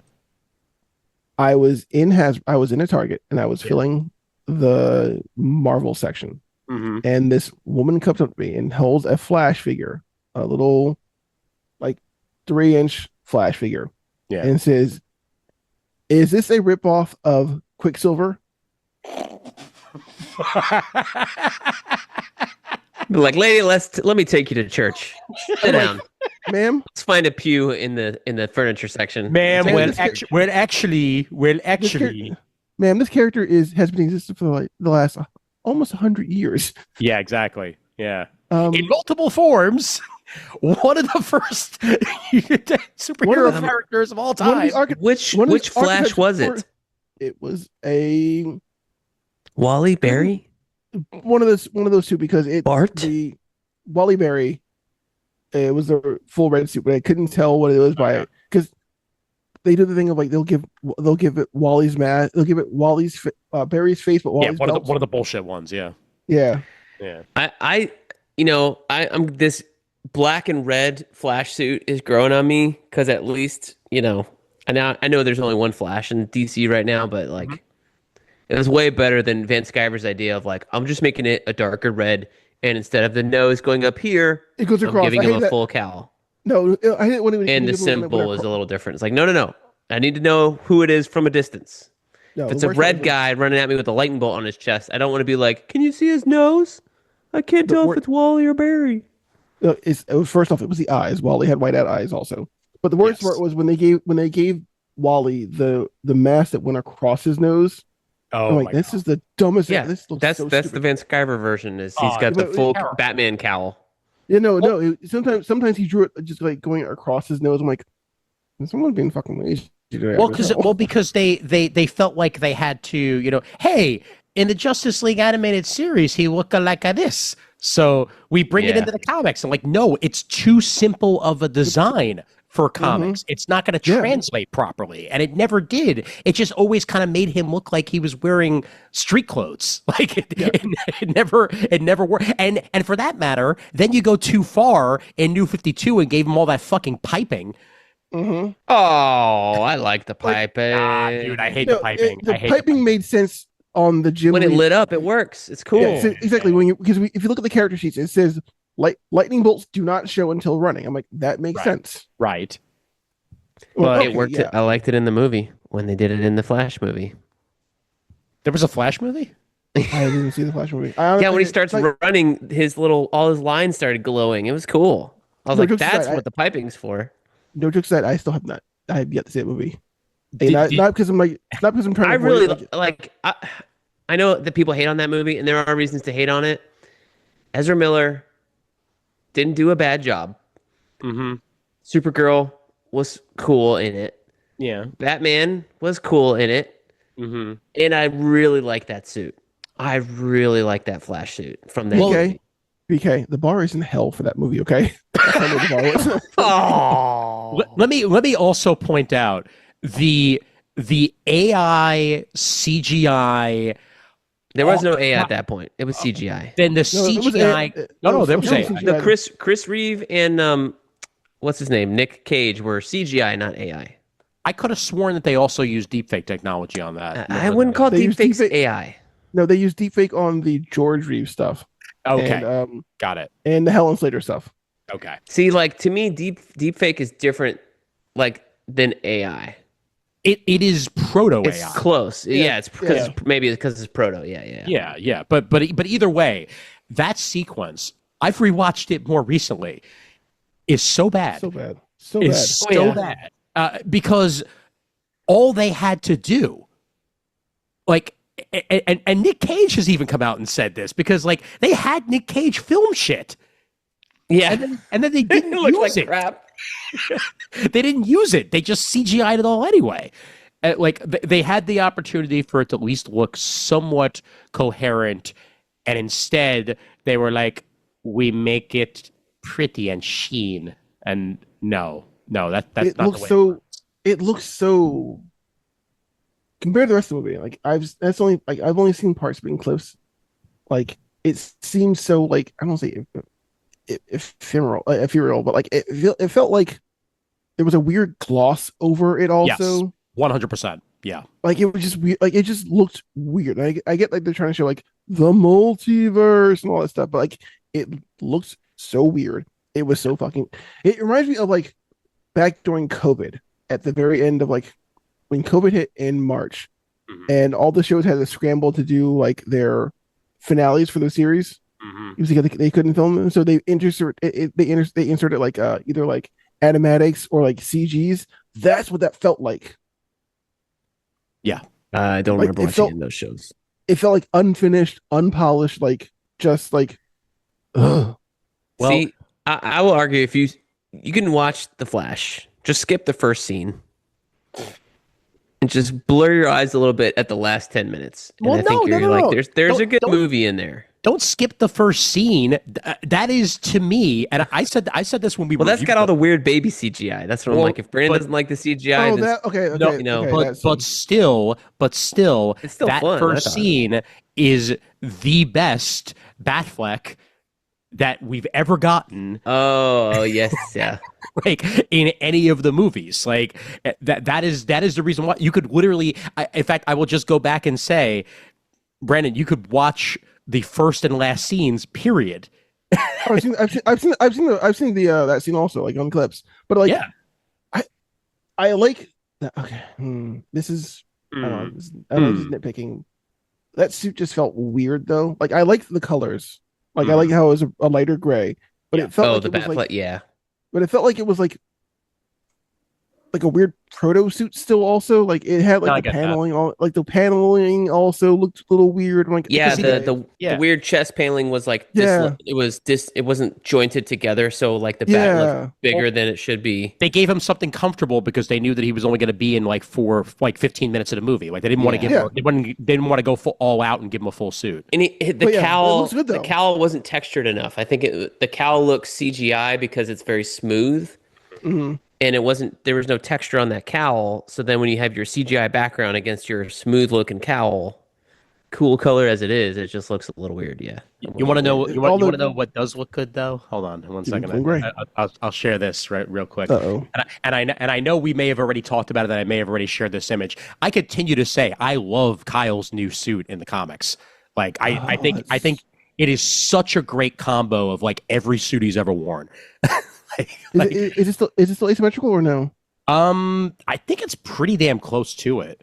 No, I think that line looks like it runs down the center of his pec. Yeah, let me see here. Okay. And then his it's like his ion suit symbol. His symbol starts at the halfway mark rather than be over like his heart, like it was in the 90s. I maintain the Patrick Gleason suit's the best. Yeah, yeah. The green after he stopped being Ion, that's to me that's the best suit. Well, because that was pretty close to his original suit. Also, like, hold on. I mean, I still like the Jim Lee design, but with all the pipes. Well, hold on. I found the one you're talking about here, just so I can bring it up real quick, Brennan, so you can see. It was kind of like a halfway in between. Okay. Yeah. I love that one. Like it still had the crab mask, and it had a little bit more of a clean Green Lantern look to it. I wish it had the his Green Lantern logo on it. That'd make it really good. But other than that, it's fine. Yeah. Otherwise, it works. It works pretty well. Yeah, and it worked for the story that was being told at the time. That's really what mattered. He was a member of the Corps and all that stuff. So. So real quick, since we were talking about X-Men, 97. Kris may or may not be able to join us tonight. She's on her way back from the movies right now. She posted one word in our comic timing chat. So I don't know if she absolutely loves the Supergirl movie very much, but we'll find out soon enough. But is it Herm like yeah. HRM? Yeah. Herm. Yeah. But can we talk about I cannot wait to watch this movie then. Ooh, we get to shit on it together? Is that gonna be a thing, guys? Maybe we'll think completely different things. Who the hell knows? But one thing she brought up in the chat that I wanted to discuss. Comic book logic can only take you so far on characters like Magneto. And we were talking about that a little bit on how Magneto's background in the comics is so tied to the Holocaust. And it is 2026. And the sliding time scale of the Marvel Universe makes it so that the Marvel Universe itself is relatively fresh, and that characters have only really existed for, say like 20 years at most, except for characters like Magneto. And yes, I know you could explain it away that like, oh no, he's been a clone, or Krakoa de-aged him and I'll do you one better again. I'll do you one better. What? X-Men Evolution did it perfectly. What? Project Rebirth. He's been secretly stealing Project Rebirth for the last, at least in X-Men Evolution, since he became Magneto. So every so often he will go to because I remember one episode, I think it may have been actually an episode called Project Rebirth. They actually do it on him and actually de-ages him again. Okay. But that's similar to the Joseph shit, right? Like, at least that's what I would think. Where Joseph was a clone, so no, I know, but they'd still de-aged Magneto to like a baby at one point, and he got back, and he was, brain cells did it to him. Yeah. I don't know. It's. I know it's comic book logic, and I know it doesn't have to make sense, but there are characters that have fundamental ties like that it's very hard to break their origin, because a character like Magneto basically exists because of what he went through during World War II. So yeah, I don't know. Like, as we get older and as the comic books themselves get older, they're either going to have to stop mentioning it, or they're going to have to be like, "Oh no, he's ageless." Like, that's the only real explanation of stuff like that. When I say in the chat, Magnus, nobody knows how they work. He just stays young forever. Magnus, how does it work? Yes, exactly. Brent, do you have any thoughts on this? I'm just reminded of the recent Hank Green YouTube video where it's like every president for the last, I don't know, umpteen years was born in the same fucking year. Like Bill Clinton, George W. Bush. I mean, Hillary wasn't president, but Hillary Clinton, Donald Trump, they're all like born in 1947. And he's like, this is going to end soon because they're going to die out. Yeah. So he was like, this is exciting just because this age of people can't run for president anymore. So I'm just like, when you said, I was thinking like, we'd have to be born. It's 2026. He would have to be like 100 years old to be, or 90 years old to be like 10 during the concentration camp era. Yeah. At some point, right, of the World War II, which ended in 45. Right. So he'd have to be born in at least, I would want to say like 38 to have like a a resounding memory of, because I don't think the story works if he's 5, right? Oh Yeah, no, it yeah. doesn't. Especially thinking about how well it was done in X-Men 1. Like that sequence in X-Men 1 is just legendary. I mean, can't get better than that.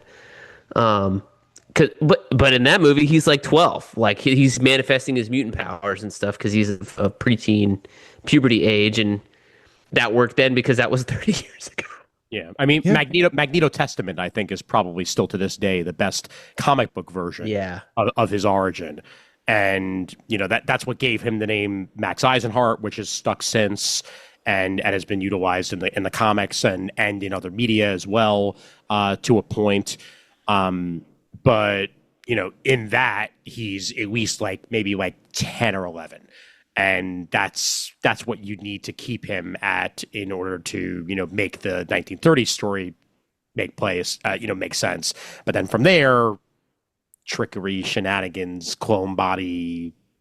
I think they're gonna kind of forget about it. Yeah, like it's gonna go by the wayside just because time does not allow for that to be a thing anymore. Like they'll just be like, yeah, he used to be that way, and now he's old and cranky and used to be an environmentalist for mutants. I don't know. I mean, Like, it's a shame because there's that powerful scene in X-Men 1 where Ian McKellen looks at the number tattooed on his arm and he said, someone tattooed me once, no one will ever do it again. I'm like, that is that's powerful there. And if you don't do that for the character somehow, tie it back to that, it really does diminish the character in some way, because now it makes him sort of relatable, because you're like, I can understand why this guy hates so hard, right? You know what I mean? Because he went through something awful and saw his family, people, a lot of people die out, get extinct, or whatever term you want to use for brutally killed in the Holocaust. I don't know if there's a technical term for it. Murdered, massacred, genocided, whatever. Yeah. Going through something like that, you can understand how he would hate humans so much because they did this to him and his people. Yeah. It made him a little bit relatable rather than another megalomaniacal villain. But I don't know if they'll ever take Magneto back to that place. He seems to be, ever since Krakoa, even Bendis' era, he seems to be part of the X-Men and not a villain. He's been an anti-villain or anti-hero at best now, which kind of funny enough, Xavier has been the villain more recently than Magneto has, and they've hinted at it a little bit, because I remember when he had wanted to refuse to be resurrected near the end of the Krakoa era, and then they did it anyway. When he got his heart ripped out, yeah. Exactly. Yeah. And he was, there were hints there where there might be a separate faction forming again, and that Magneto may go off on his own. But then he basically got, mutant ALS in the more recent, X-Men stuff that's been going on, and his powers have been haywire, and he's been hanging out with Cyclops again and stuff like that. But I would not be shocked, especially with the whole White Beast stuff going on, if please, but we had Beast back for 5 minutes. Can we get him back again, please? I have one word for you, and the word is Brevoort. But what I would say on the subject, fuck that guy. I wouldn't be shocked if Magneto at some point has a version of a Brotherhood, and they may not even be the bad guys. I'm just mad at Brevoort because he killed Krakoa. Yeah. He's like, I think they could have done another 5 years of Krakoa. I know we've talked about this before. They could have. I don't want them to, because I think when Hickman left, you can tell how rudderless they were. Yeah. No, but Dugan was hitting a stride though, and then Gillen had a stride. There were people that had started hitting their stride, and then it just. But after Inferno, you can tell it was a dip in quality after Inferno. Yes. Way of X died. What else was it? Knights of X tried to take up also, and it didn't hit. Anything after because that's their fault for not calling it Excalibur. Well, yeah, that's that too. But and Excalibur was selling, and Excalibur had a great hook with not Magneto, fucking Apocalypse and all that stuff. Yeah, and that great. Excalibur book died out after. To me, it died out after they did Ten of Swords. Yeah, Ten of Swords. Yeah, which I Because Apocalypse left. yeah, like you can tell like he he was taking pieces off the board to do something with it again, and like he took Moira away, he took Apocalypse away, he took all the major big players away who were not Xavier and who were not Magneto. Yeah. And was going to do something with them, probably bring them back as villains again. Like you can tell he was trying to like do something with Inferno, and then he left the book because Hickman is, I love the guy, but I wish he could finish something. Finish one thing all the way through without getting burnt out. Like, and it sucks because he's such a creative person, but he gets burnt out real quick and stuff. He's Fantastic Four run is only good the first half. Yeah, he's currently creating a universe here, or co-creating a universe over at Dark Horse. We said on this very show, Raph said and then prophesized, essentially. He was like, Dark Horse has to create a universe. They have to get some of the best creators involved. They have to, that will keep them running. And then lo and behold, that's exactly what they're doing now. Hickman's co-creating a universe over there at Dark Horse. We don't know how long he'll be on it. He's a good director. That's what he's a very good visionary and a very good director. You can't see it, but if fucking Ultimate Spider-Man is screaming, "Fuck you, Hickman," because it ended too early. Well, it ended too early. Here's the thing. He knew I can only do 24 issues. I need to do 24 issues, and that's it. I'm like, okay, you know what, Hickman? That's fine. I'll give you that. My one thing I'm most proud of at MegaCon this year is David Messina was there, and he was the guy who actually did probably half the issues of Ultimate Spider-Man because Chichetto, I don't know, had scheduling issues or got sick. Who the hell knows? You can't. Nobody is a Dan Mora other than Dan Mora these days, so I don't fault him. But I went up to Chris Messina, and I was like, "Hey, bro, thank you for carrying the book. It was awesome. Like, you did a great fucking job, and you need to be recognized also, not just like Hickman and Chichetto. Like, no, half the time, some of the best issues were David Messina, especially towards the end.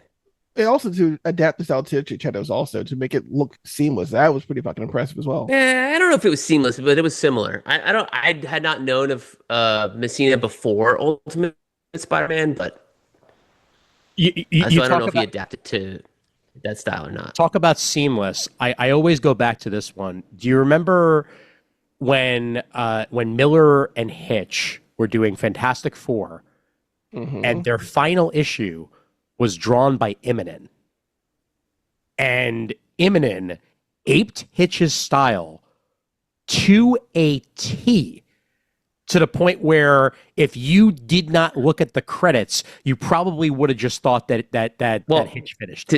Did Paul Neary ink it? Wasn't Paul Neary his inker at the time? It's very But Immonen had that style from Secret Identity also. Oh, yeah. It was very realistic. Yeah. Well, didn't Hitch and Immonen come from the same background though? Hitch did, what's it called? 2018? Wildstorm? Stormwatch? Let's see. Brian Hitch's first stuff in comics.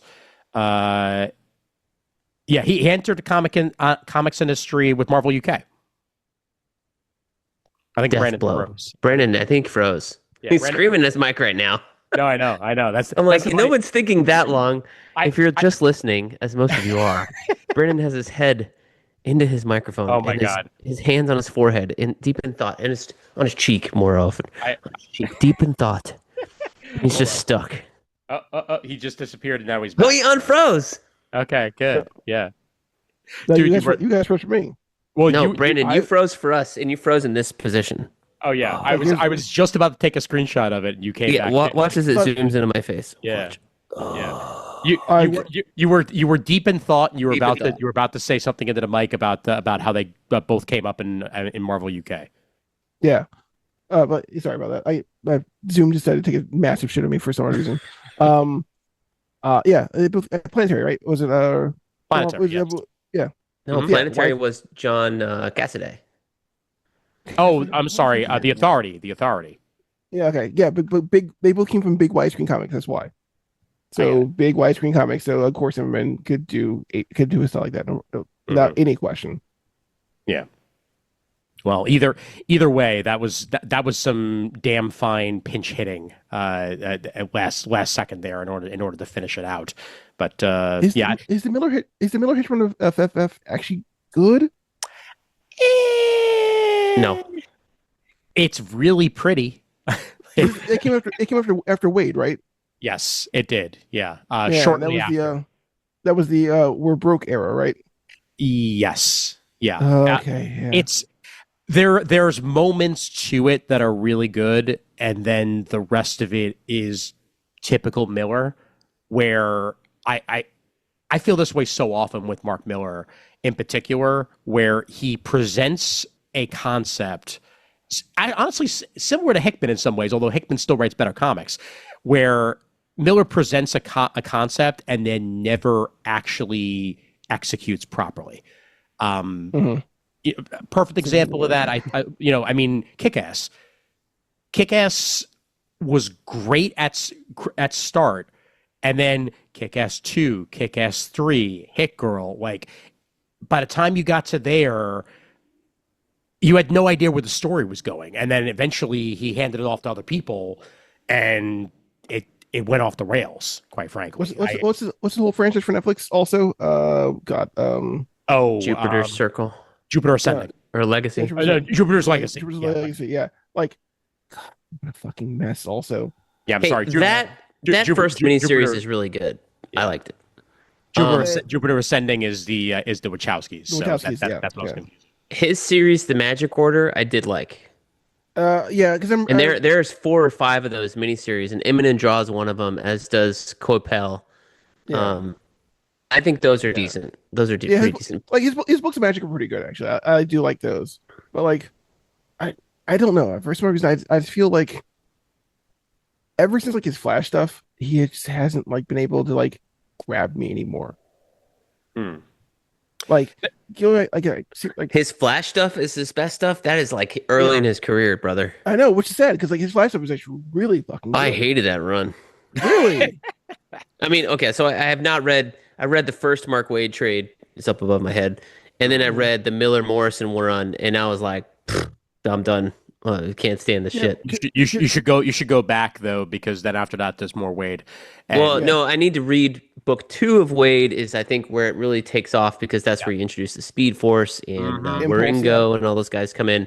Book 1 is Angel and Zeta, and it's some weird stuff. And I'm like, how does Angel and Zeta do the first book of Mark Waid and the first book of fucking Jeff Johns, and they're both shit. Like, is it Angel and Zeta or is it the writers? I don't know. Well, Also, I mean, what I do like about Wade's run, at near the start.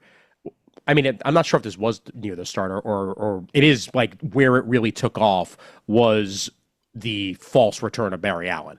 Like, I haven't got to that part yet. That's 90. It was 93, right? Yeah. That's really when it started kicking in the full gear for me. Like that was great. That was December of 1992. I'm sorry. Okay. God, it's disgusting. Yeah, it is. But yeah, like that whole era, like Wade, like that was my earliest Flash reading stuff. In fact, my very first comic is The Return of Barry Allen.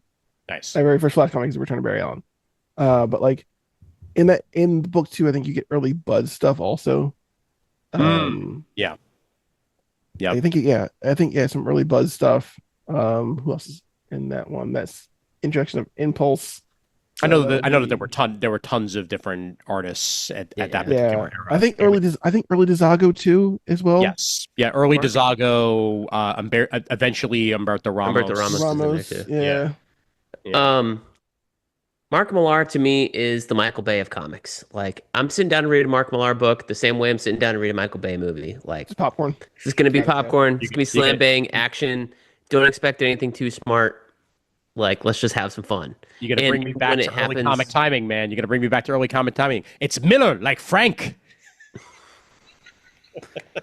Yeah, not Mark Millar. Yeah, not Miller. Mylar either. Mark Mylar.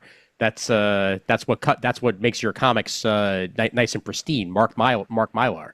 I never had Mylar bags. Never ever. I have my lights. They are the worst, unfortunately. I love Mylar bags, but they are the fucking worst. Oh my god. All right, let's transition into what we've read most recently, and then maybe once we're done, Kris will be on for 5 minutes, and then we'll wrap up. But if she's not, then she's not. But let's talk more about stuff that we have read more recently. Brent, start with you. I'm in a reading slump, I think. I'm still trying to make my way through this Green Lantern Compendium one.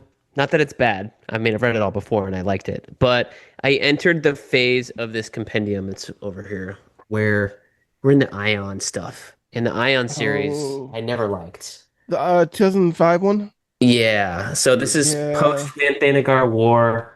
Hmm. Um, 1 year later happened, and Hmm. you have Ron Mars returning to the character, which you're like, okay, cool. And then they're like, hey, yeah, and then we're gonna throw Greg Ticini at you. Now, Greg Ticini apparently everybody likes the Low series he did with Rick Remender, which I haven't read, so I won't shit on. But I never liked this stuff on Ion. I It's didn't like the book too either. It's not even that. Not even the artwork. The book was just too fucking depressing for me. well, The book yeah. was There's just such a. it's really like half of it so far. I'm on issue 8, I think, of this Ion series in here, and it's It went like that long we in the visit series. they went 12 issues, bro. Oh my god. Um, Oh my god. there's That's like the what's his name, the yellow guy. Every yellow villain comes back the in spotless. Yeah, here because the Hmm. spotless is a big part of the book. Yeah. and comes back and he's impersonating Ion for some reason and all this stuff. And I'm like, how does this? I'm waiting to see the transition from here, from him absorbing the Star Heart when Jay died at the end of the Infinite Crisis Rent Thanagar War Special Compendium #1, um, to how that turned into the Ion entity. But I'm still waiting to get to that point. But yeah, so I'm just in the slog of Ion because they put like 8 issues together in here, and then they go. I think they cut after the Tangent ones, which is where I think I checked out on that series back in the day. Mm. Oh, And then tangent. they go to the war or the New 52 part of Green Lantern, where he's being hunted by the previously dead Lanterns. Tangent back in the day though had some mighty fine Jamal Igle artwork, if I do say so Yes. myself. Oh my god. Here. Okay, Brent. This is actually pulled out already. Whoa, there you go. Ranthadagar, right there for Yeah, you, baby. yeah, I got it right here. It's right here. Yeah. Yeah. It was actually pulled out out of my bookcase already. By pure coincidence. There you go. Fernando Pasarin comes in and does some other. Thankfully, the art gets better because Fernando Pasarin does probably his first Green Lantern work, Mm. filling in for Greg Ticini. But yeah, Greg Ticini, I'm not a fan of. Yeah, But I like, remember I that. think his artwork is just like he left a lot of. You know when artists are like you're gonna draw a head, you're gonna draw a circle. Yes. Greg Ticini never finished the oval. He just did part of it, Mm. and not enough to be like super suggestive. Like if you look at the Batwoman book that's coming out right now by Oh Rucka yeah. and Dani, whatever. I don't know how they pronounce her name. I think it's a woman. Anyway, her stuff, she's using like negative space and colors and all this Yes. other stuff to like get you the point across that this is Batwoman. And I was playing with an image on my iPad, like how would this look in black and white? Like how do they draw this? And I was like, okay, it still works. Greg Ticini is like, I just didn't feel like finishing the circle. Like I just imagine he's this Italian artist. He's just like, I don't know if he's Italian, it just whatever. But he's like, I don't feel like finishing this oval. I'm That's going to French. do Okay. this. It's whatever the fuck. I'm bad at accents, so sue me. But yeah, it's just like just and it would be nice if his figures were I'm really nitpicking here. Sorry. Sorry, Greg. Consistent. Figures were consistent, but they're all over the place. Mm. So it's like, are we doing a superhero book with consistent figures or are we not? Because if you're really gonna go for it and make it weird, like fucking Javier Pulido on Absolute Martian Manhunter is fucking weird as shit. Yeah. But his line work and figure work is great. I, Meanwhile, I Craig Ticini from years ago is like, I don't know what he's doing. I think the big problem with the book is that it is such a slow burn book, and you do get a lot of like close-ups and a lot of like people talking, especially in that first, I want to say like 3 when his mom dies. Like it's like a lot of like, Well, his mom hasn't died yet, so okay, so it's at the end of that's at the end of the run. yeah, okay. So I remember like his all right. But it's That's just I think what's dragging it down too is like, and nobody was in the maybe I don't maybe people were in the mood for it then, but like reading this book as part of this compendium, like I'm not in the mood for this because I want the slam bang. Like we're in the Green Lantern core, we got that set up. Hal is awesome, and now we're doing this slow tour of all of Kyle's dead girlfriends. Like literally, they're all Yeah. dead at this point. That's well, yeah, And I think all of his villains, right? Alex Nero and who is the Flame guy, and then effigy. Effigy, and then Graven shows up in one of these issues too. Darkseid's Forgotten Son. What's her face? Fatality show up also. She does not. I love thinking of Kyle Rayner right now as like the weirdest adaptation of Scott Pilgrim you could possibly have. You know, like Yeah, this is Dead Exes, this is Seven Dead not Exes, Hawk. yeah, This is not Hawk Girl, not Thanagarian. She's just a bounty hunter, and Yes. talking to this mute girl at this painting retreat that Kyle's at. That never. I don't remember it ever resolving itself. Like, does this girl It ever didn't. talk? No. No. Like, I think the story takes off from here in space, and I don't think he ever goes back there. So it's just a lot of like, yeah. There's some great Ron Mars comics. Ion was a bit of a letdown for me back in the day. I do remember that. Oh, you mean like DC All Access? Yes. DCL Access, baby. Come on. Remember that the character exists. Come on. I have not read this in like a week. So my comic reading is way down. I did finish a novel though, but and start a new one because I was like reading on my Kindle. But yeah, I need to sit back down and read this. So maybe my project this weekend will be to finish that. Okay. Brandon, what do you got? I am behind on books. I have books I have bought, but I'm behind. But I've been listening to a lot more audiobooks also lately as well. The Dungeon Crawler Carl series has got their whole. God, I knew you were gonna say that. Everybody's fucking talking about this book. My wife's telling me you gotta listen to this audiobook. I'm like, are you gonna listen to it? And she's like, no, it's not a smut book. I'm not gonna listen to that shit. And I'm like, oh, why are you telling me that? I'm like, I don't want to listen to an audiobook. I'm not one of those people that listening to an audiobook it counts as reading. No. Disagree.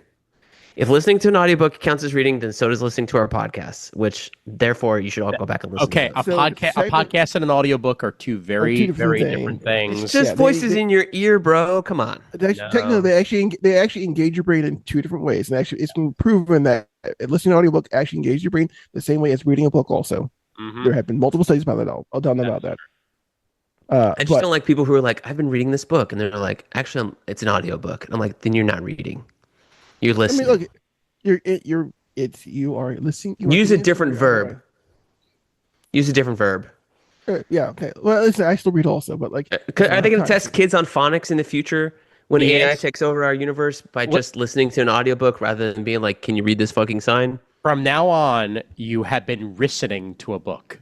Listening. Oh, yeah. Listening. Oh, I hate that. Listening. I hate that so much. That's my little nitpick because my wife's like, I'm reading this book. I'm like, are you reading or are you listening? She's like, no, I'm leading to it. I'm leading it right now. Leading this book. Yeah. Oh God, I hate it. Sorry, that's my old man yell at the sky moment. Good. We all need those at least once per episode, so we've officially fulfilled that quota. So anyway, continue, Brandon. So if you like, all right. So imagine like I don't say like Squid Games, but like the Running Man meets D&D meets never played it, never seen it. Never seen the original Running Man? Never seen either of them, and I never played D&D. Okay, so Running Man meets D&D meets a little Ready Player One, not as much though. Like, yeah, it's not like Ernest Cline leaned heavily into nostalgia on that stuff. This is more. It feels like Scott Pilgrim at times, with just like the irreverent like way they'll reference things. Mm-hmm. But it's still like very much a core of like the actual the book. It tells the story as well. They actually give you a reason why they make those references as well. It's like a reality. So imagine like a reality show where everyone who survives on Earth is put into a dungeon. You have to go crawl through the dungeon and be the person who beats the dungeon. Got it. And if you beat the dungeon, you're given a wish or like a boon, shall I say? And you have to make it through the first, I think, 5 floors in order to be guaranteed to survive. Now, at any point during this dungeon crawl, do they find monsters and decide to cook and eat them? Some of them do, yes. There's a little mustache there, yeah. Well, then it's a little bit of Delicious in Dungeons in there for you as well. Then I'm okay with that. Yeah. Is But, this like, it's this is a the main series, character. right? It's a series.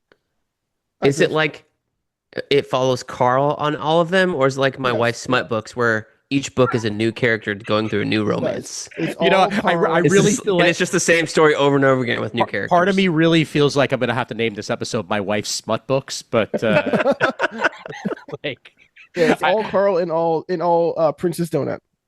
okay, got it. Does he fill her hole? No, No, oh she's a god, cat. no. She's a cat, so no. Jeez, man. And right as we're saying those words, Kris logs on and immediately regrets her decision. So that's Yeah, I feel really, really sexually harassed right now. HR, where are you? Where are you, HR? It's been Yeah, 20 you're years, right. Chris. You should be over it by now. this is Ian, you're Yeah. HR. Ian. unfortunately I'm also HR. So file a claim and I'll get to it in 20 years. That's Oh my that's God, that's that's the way so it's gonna have real. to go. That's Yeah, I'm so sorry. real. I mean, I can say inappropriate things like, "Look, man, I've already slept with you. I don't know what else I can do."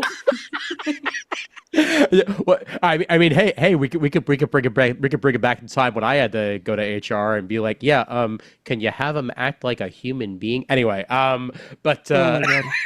Jesus, man. As a I former know. HR, that hurts me so badly. oh, I know. I'll tell you more about it when we're off the air, Brendan. But those Oh my God. were heady days, man, heady days. Kris, you got back just in time to be on for 5 to 10 minutes as we were just doing our wrap up, what we've been reading and whatnot. But you want to give a preview of your thoughts on Supergirl since you're now the first of us to have seen it? Well, Ian. Oh no. Oh no. Spotlight no. on. Oh no. Yeah. Oh no. Yeah, it's fine. Okay. All right. Thank God. Okay. Thank God. Man, I was hoping you wouldn't say those words and you said them. Yeah, Ian knows the Kris meter of movie goodness. Yeah. I mean, it's better than it's a movie. That's true. Yep. Yep. Yeah, So wait. So is the Kris scale? Is the Kris scale bad? It's a movie. It's fine. It's good. It's great. I mean, there's higher up. There's also that movie was a goddamn miracle and humanity didn't deserve it. Which is Iron Man actually. That's Iron Man is up there on that list. Yeah, I mean, also Project Hail Mary this year. Like, I was like, this movie should not exist. It's too good for this world. I mean, yeah, we'll talk about it in more depth next week. It is not worth. It does not deserve the Rotten Tomatoes score it's getting, even if that score has gone up since the reviews started rolling in. I do think it is suffering a bit from not being Superman. Of course. Oh, men being men. Got it. Okay, cool. Got it. Yeah, well, I also think it's Superman is this very sunny, bright, kind of funny movie, and this is not that. I saw Mike Toole of General Anime Fandom. Ian knows the dude. He gets around. He's like Crunchyroll, Anime News Network. Said, oh, they put Supergirl in a Chronicles of Riddick movie. Ooh, that's not a good review. He liked it. Wow. It's just I see where he's coming from though, because it's the same aesthetic. Like people complained this movie was too brown, and I will warn you going in. Yes, it is a very brown movie. Is it John Wick in space like it looks like it might be too, or is it? I mean, that's the original story where she's just kind of going ham on people because of crypto. It's I mean John Wick, but mostly True Grit. Okay. Which I saw the WBUR, that's the Boston, I think their NPR affiliate or whatever, had actually said that. He just like his whole review, he just kept saying, instead of Ruthie, he just kept saying Maddie, Maddie, Maddie. And I'm like, he's not wrong. Yeah. They did take out a lot of the I mean, if you read the original story, they took out a lot of like the side questy stuff because it's a movie, you can't hit every point. Oh, of course. And So all the emotional stuff. Got it. Cool. Yeah, great. yeah, so I mean, I hate saying this is not. I don't feel like this is a huge spoiler, but we're not getting the Planet of the Space Racist. I didn't think so. Yeah. I kind of figured that. I kind of figured that one, but Yeah, that's why I'm like, it's not really a spoiler. Like, it's kind of a given. I didn't And like that book, so I'm like, whatever. wow. Oh, You we know. fucking Oh, lost. we know. We know that Tom King only scores 1 out of every 10 books for Brent. So we are fully aware of that. How you didn't like that book, man? I don't know how you didn't like the book. I don't. I mean, it was pretty. I just was like, I remember my tagline was, "This is not a Supergirl story," because it was mainly about that other girl. So if the movie's about fucking Supergirl, then I'll probably like it more than the book.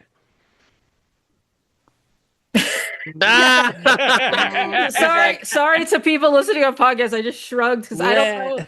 It is Oh, my still, God. in a lot of ways, Ruthie's story, but they kind of redirect it back into Supergirl in a way the original book did not. Okay. All right. Well, But they did take out a lot of the backstory stuff. I thought it would be in there more. That's a bummer because like I read the book, I saw the trailer, and went, oh wow, they're actually going to do all that like really creepy, awful, decline of Argo City stuff. Again, I'm trying not to give too much away No. here. Yeah. All right. So do we get the one scene that I'm thinking about in the movie? No, stop asking questions. La la la la la. You're gonna see it in 2 days. Brandon, I am not Deanna Troy. And I'm no. definitely not Luxwana, so I can't help you on that we one. can discuss that off air, but my last question about it is, how did it seem like the crowd reacted to it? I mean, nobody clapped, which is fine. Not every movie do people clap at the end of. Though I will say in the past week, I did see Toy Story 5 and people clapped for that one. Yeah. And I did see Obsession 2 days ago, and I think maybe people clapped, but mostly we were all just like traumatized, like Clown Will Eat Me at the end of that film. Damn good movie. God. Damn good movie. Oh, I do want to note something. I feel like I need to prepare all of you for this. Oh no. Oh, no. So, I went to see it at Alamo, which had a great pre-show. They had like one of the extended trailers for the 1984 Supergirl, which is a movie I watched all the time as a kid. Yeah. They replayed their other characters that they should put in the DC, movies, like Comet, the Super Horse. That was they made that for the Superman movies. Okay. Then they had the new one, which was like Supergirl on like TV and movies, like other Supergirls. They had at least 2 segments of that. So they had plenty of Superman the Animated Series, which was lovely and made me all nostalgic. They did show off, of course, Melissa Benoist doing her thing. It was pretty good. So the trailers start, and usually if you go to Alamo, they will do the trailers, but they'll also promote their repertory screenings. And they start playing clips from Tom Cruise movies. I'm like, oh, look, it's Interview with the Vampire, Born on the 4th of July. Yeah, they're playing all these clips far and away. And I'm like, oh my God, are they actually going to show these at Alamo? Am I going to see Far and Away on a big screen? That's great. And then, of course, it's like, Tom Cruise, Iñárritu, the thing you've been waiting for all your life. And then, yeah, it was the trailer for fucking Digger, which I want to see, but I was getting so hyped. Yeah. Because I want to see Interview with the Vampire on a screen again. Come on. That'd be fun. Yeah. It's such a cock tease. I just had to warn all you guys. Especially with with Lestat out right now and stuff like that. Like it would be a good time to put it back into theaters. Man, it's gonna be brutal.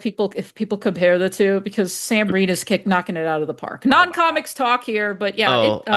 I love that first 2 scenes of the show. I watched the most recent episode, and I tried to get my wife to watch it. I was like, you should watch this. Like it's a sexy show.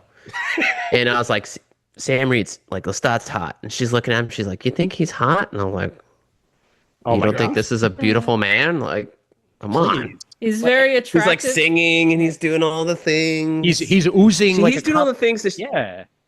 When I take her to rock shows, like I will be like, it's a guy where he actually sings and doesn't just stand there and play guitar. Like he's moving around doing all the things that you want your rock star front man to do. And she's like, you think that guy's hot? And I'm like, what's wrong with you? He's oozing like a combination of like Bowie and Rocky Horror and 80s everything. Like Yes. 80s glam pop. He just screams glam pop. Absolutely. Yeah, well, remember the book came out in the 80s, was set in the 80s, and they didn't really change that aspect of the story. Again, this could be a whole other episode. I could talk Yes, about it Anne could. Rice. This was my obsession in the 90s while you guys were reading your Kyle Rayner and Azrael comics. We just got there, baby. You literally just missed us talking Kyle Rayner. Yeah, I read the first know. like 6 of those books. I think I read up to Memnoch the Devil of the Anne Rice vampire series. Yeah, they go off the rails. I mean, one of them is literally called like Prince Lestat and the Kingdoms of Atlantis, I think. What the hell? Yeah, they probably get real interesting. Hey, the Atlantis stuff of what was it, Assassin's Creed Odyssey was the best DLC. Oh, I haven't finished Odyssey. Then what was it? Origins, the Egypt one had a DLC where he went to the underworld. That was fucking cool. I'm like, why isn't this in the regular game? Yeah. Because it's not within the milieu that they're setting up. Like I played those games. I don't like the mythological stuff. I'm like, no, I want my historical realism and my glitches where I fall through the floor and drift through space for several minutes before the PS4 realizes something's wrong. Age of Mythology was the best Age of Empires. I still remember, sorry, talking about drifting through the floor and shit. I still remember I was playing the Futurama game for the PlayStation 2 and I was enjoying it. And then all of a sudden I went into a corner to try to pick up a box and I fell through the building. I turned that shit off and I never turned it back on again. Aw. Yeah. Well, for me, what it was is I was playing Origins and I was in the temple in Alexandria, and then like Bayek stepped somewhere and fell through the floor, and I literally saw the entire map above me, like the grid and there's like the little movement, and he was just falling away from it into infinity for several minutes. And I didn't record it, and I'm so mad at myself. Man. It was beautiful. It was literally one of the most beautiful things I've ever seen in my life, and I've seen some nice sunsets.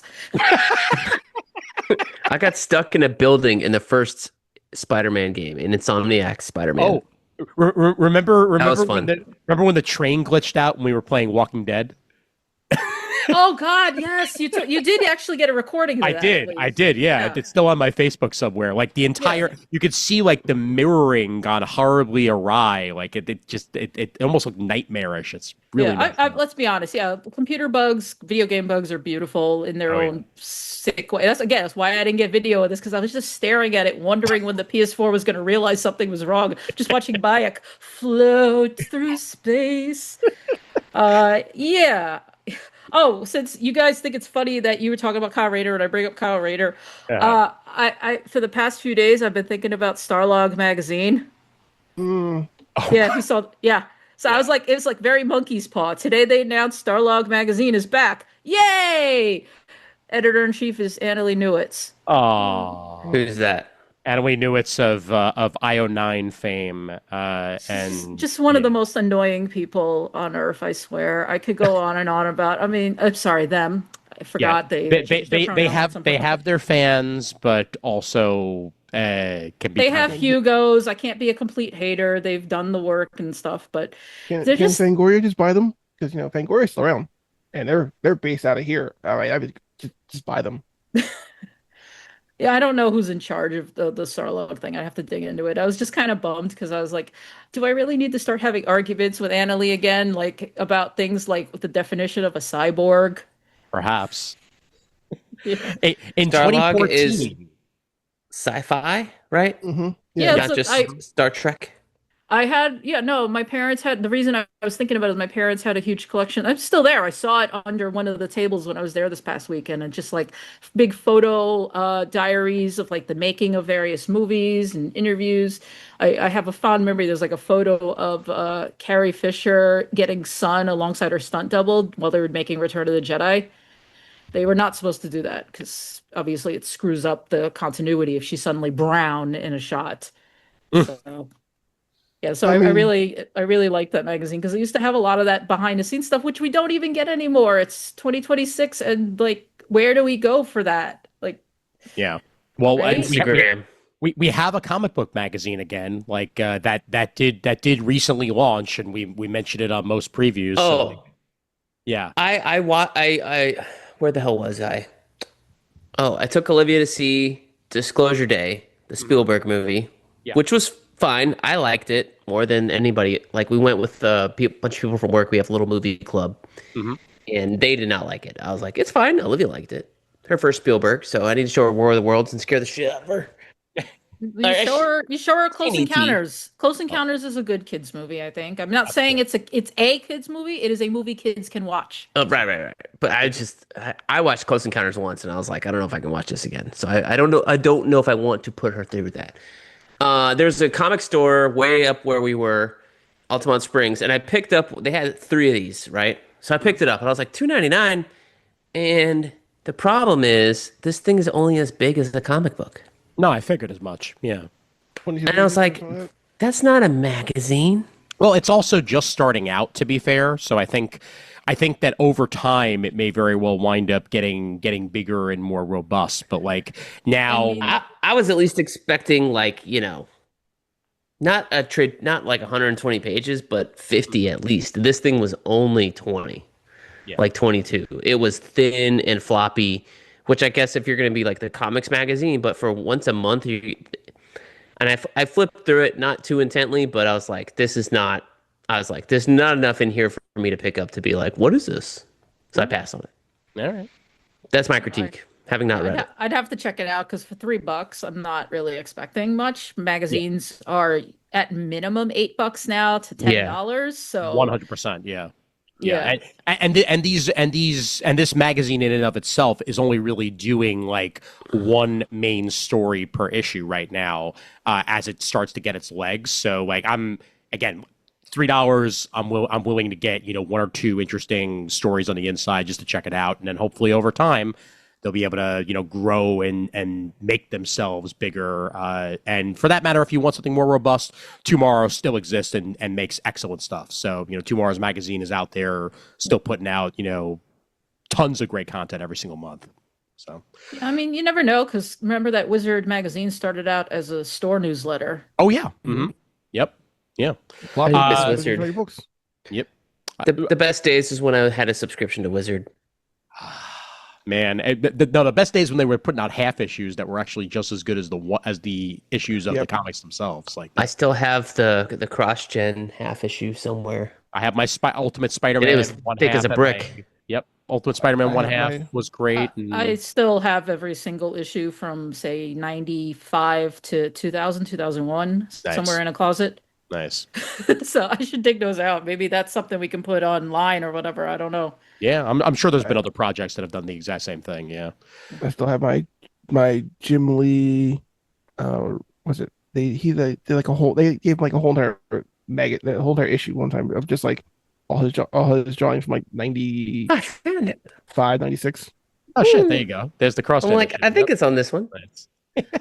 No, this is First Looks. Oh, this is a magazine. It's not Cross Gen 1/2. Oh, okay.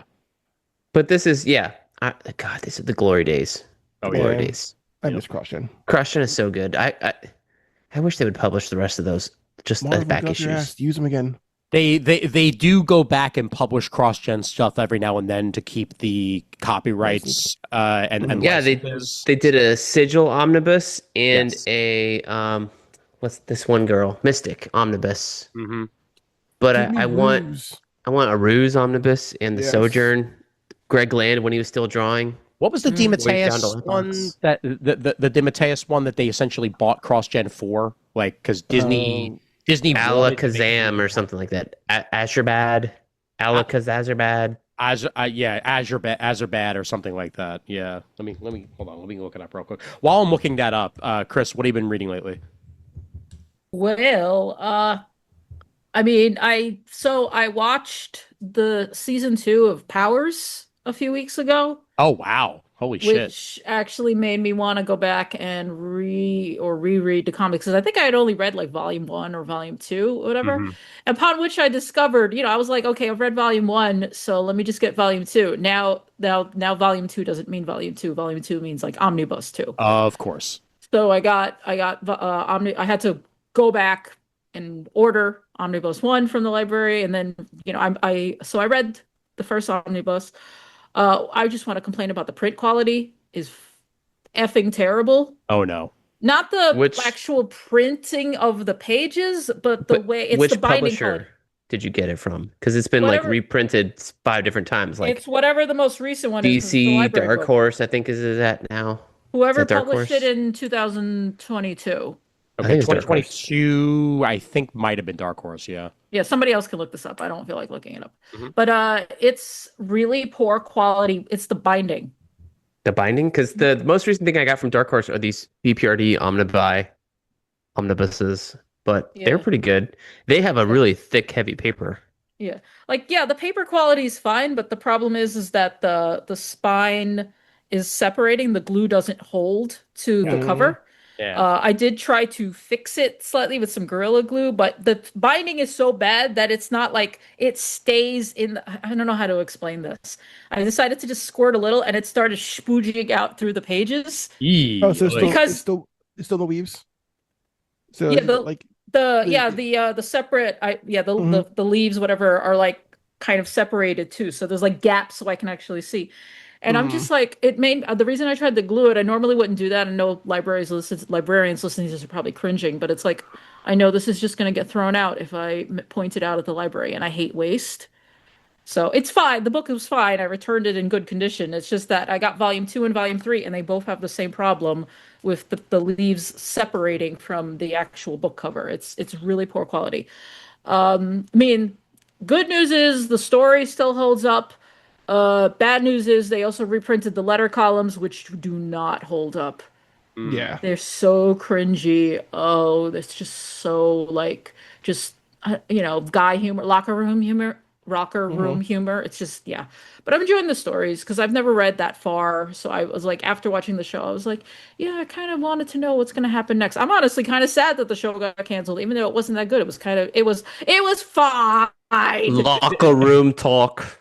They're gonna be making an animated version of Powers now, supposedly. So this will hopefully For Netflix? Yes, for Netflix, if I remember correctly. If not, maybe Amazon Prime. But Maybe Amazon, yeah. since you mentioned bindings, by the way, at the very beginning of this episode, we talked about kid in Batman mask who's going to steal our jobs. So I just want to point out. Yeah, I just want to point out his username is Valhalla's OOP. So if you want to look up on Instagram, Valhalla's OOP, a kid who talks about comics better than any of us, go ahead and check him out. He learned it from us. He did. So He I was looking for one of my old Spawn massive collections when the Comic Timing first started. They started collecting Spawn. They only went up to volume 6 and they changed trade dress. Now they got these massive compendiums, which I have not picked up because I'm like, I don't whatever back to them. Anyway, we'll talk about bad. Like, look at this crack. Ooh, like just that's not good. Now, it's That's still just what reading happened. well. It's fine, but honestly, I think every Invincible compendium I have did the same thing. Like, I think there's just some point where these books are too big.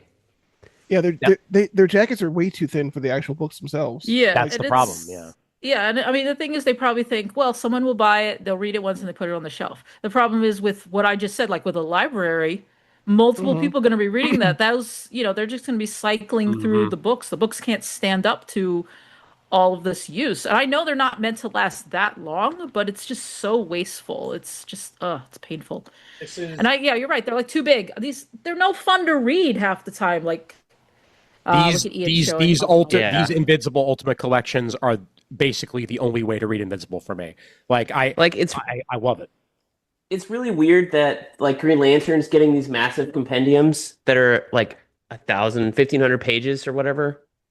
Like they're huge. Yeah, this one is almost 1497 is one of these last issues of Ion. So 1,500 pages is massive, $60. Meanwhile, they're reprinting JLA again. This is number 3. This has got that's pretty bad. Oh, that's awful. Ooh, That's wow. really bad. Yeah, sorry. That's really awful. I just held up the book to the thing, and everyone can you confirm that? That's worse than mine. Can you confirm, by the way, that that's the Dark Horse one, or is it the? It is in fact Dark Horse. Okay. Ooh, It retailed for $29.99, which, to be honest, is way too low for something of the size. But it makes sense when you consider how shittily this is. Like, I can literally see each individual section Oof. Yeah. in the binding. I can see the little ripples in the I know you can't And the really blue. the video. Maybe you that's can't why really it was show it. 29. But like, why are they reprinting JLA in such small volumes? Because they want to have you spend money. But like Green Lantern is a big seller, I think. Is getting these massive compendiums. JLA is getting the smaller volumes. JSA only has one compendium. Nightwing compendiums are like maybe half this size. Yeah. You know, they're not this ginormous, and they've put out 3 of those. I think it just, depends. I'm I think it glad also they're putting stuff out. I don't understand the logic of what gets just a thicker, like DC Finest size trade, and what gets a compendium, and how big that compendium is. I don't know. I think what it comes down to the in story- the end is how much story is relevant to what's going on, and also sometimes it just makes no sense at all, and they just want to do whatever the hell they want. So that's there's that's also the that Marvel theory. That's the Marvel problem with a lot of their epic collections, where it's like, oh, it's the entire collection, it's the entire story. I'm like, that's cool, and then they'll cut out like 15 issues of like the relevant plot. Also, Yep. I do want to mention that one bright point of those Powers collections is they do reprint the story from Comic Shop News. Oh, great! That's actually awesome. Yeah. Yeah, I was like, I completely forgot that even existed, and they reprint they're reprinting all of like the ephemera and assorted things. And that's always nice because that doesn't always get reprinted. I'm still glad that I have my Starman hardcovers and that they have the Hellboy Batman Starman crossover in full included in that volume. You know, they did. It's in the compendium, so I just haven't read it yet. Nice, good. But I know it's in there. Oh yeah. Well, they're on good terms with Mignola, so that wouldn't have been too hard. So, yeah. Yep. All right. Let me mention real quick stuff that I've been reading, and then we'll go ahead and wrap up from there. Brent, you'll be happy to know that I read the first issue of Batman Dark Patterns, and it's awesome. Finally. Yeah, it's I'd been waiting on it, and I saw it was on Infinite in full, so like screw it, let's go ahead and get things started. I know Brent talked about it a little bit in the past, but Batman Dark Patterns is kind of like a Batman Year 3 style story where we're just in the beginnings of a Batman's existence as a character, but you know his relationships are established. At least to a point, like you know, he's worked with Gordon a couple times as you know as a detective, and you know he's got some rogues in there, and the story that's being told is just a nice grounded story of you know there's this villain going across Gotham killing random people who seem to have no connection whatsoever. And what is the actual reality behind this? And the artwork, as I'm displaying right now, is freaking gorgeous. It is Aiden Sherman, baby. Oh yes, so nice. It's moody, it's noir, it's down to earth, and it tells the story just the way you want to tell it. Really, it's Batman to the point where like I'm hearing like Batman animated series voice in my head as I'm reading it. Like it really is just some great Batman story to be told.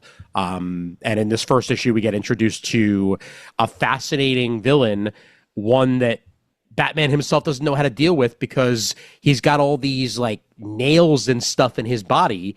And if Batman punches him, then he's going to wind up killing the dude accidentally. But the guy can certainly punch Batman.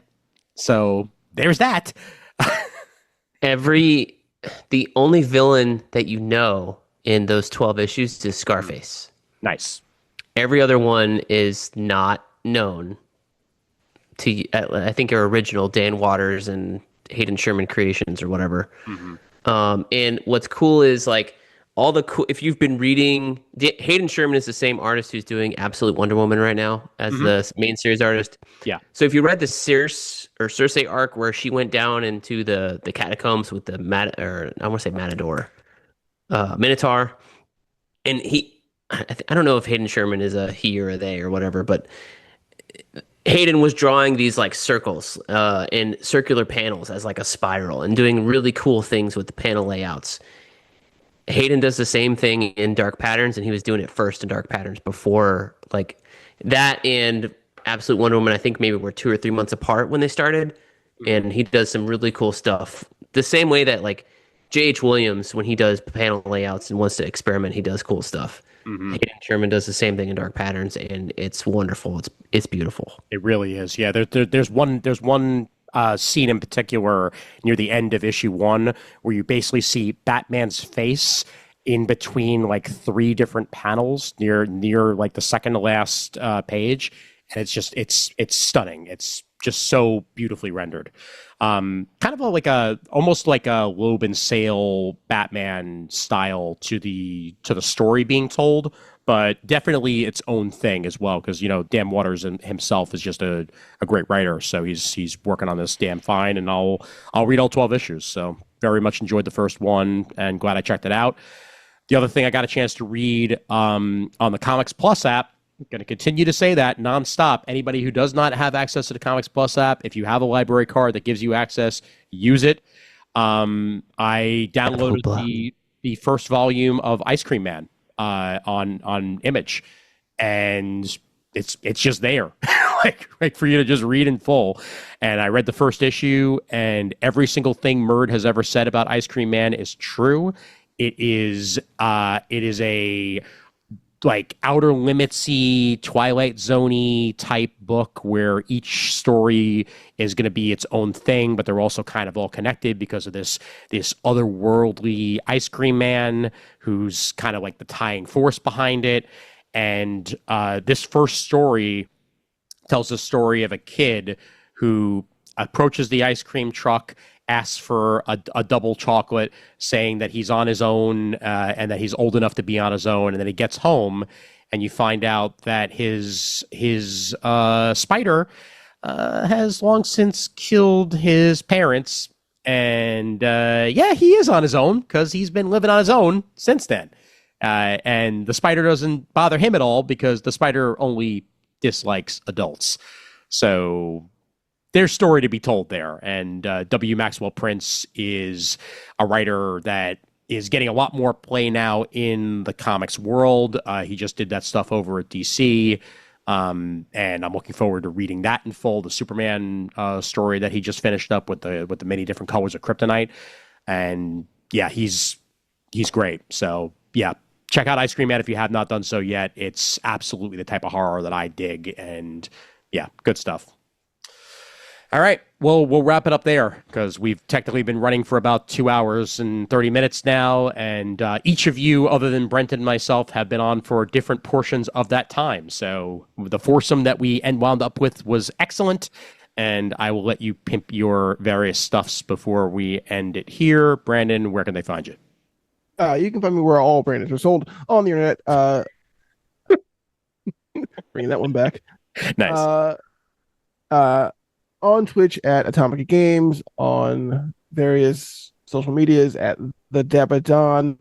I will be at San Diego Comic-Con this year, so if you see me in the throngs of people, say hi. My schedule for cons this year is San Diego, then Magic Con, and then PAX Unplugged this year. I'm taking it easy. Excellent. All right, Kris, where can they find you? I'm on most of the relevant social media at Lampade. I'm technically even on TikTok, but I don't use it. And if you're looking for anybody to write or edit but not trade AI, I still have that's still open. Yay! Yeah. And we always mention this. Like, I'll definitely be at PAX Unplugged and New York Comic Con. And over the summer, probably FlameCon and Anime NYC. Yep. So hopefully, I know Ian submitted for our panel, and hopefully the other panel I have submitted will also get approved. So let's see if I write again. It's been a while since we've told manga nerds what good American comics to read. So hopefully, Anime NYC will say yes to it, and if not, then we'll still be there, covering the con in one way or another. So looking forward to it. And Brent. YouTube.com/BK's Bullets. Also, BK's Bullets on Instagram and Threads. Find me there. Excellent. One last reminder, if you somehow didn't listen to the front of the episode, here I'm saying it on the back of the episode. Our 20th anniversary episode will be on July 1st. Doors will open to the Zoom at 7 p.m. We'll probably get started about 7:30. So any of you folks who are listening to this episode and want to find out more, the link is posted at the Comic Timing fan group. So do check us out there. We'll probably also post the link as we get closer on Instagram in a story, just so you can, have a link to be able to click. But yeah, join us, and hopefully we'll have a whole bunch of people from Comic Timing's past, present, and future joining us. No, probably just the present in the past. I was gonna say, is somebody pregnant? No, but No. but either way, we'll be here and enjoying the history of Comic Timing, and then later in the episode will be our full review of Supergirl. So do check that out on July 1st. And with that, credits for everyone. Email address for Comic Timing is comictiming@gmail.com. Facebook.com/Comic Timing is where you can find the Comic Timing fan group. Please join us there and check out the conversation. We're on YouTube. Full video episodes are available at youtube.com/@Comic Timing Podcast.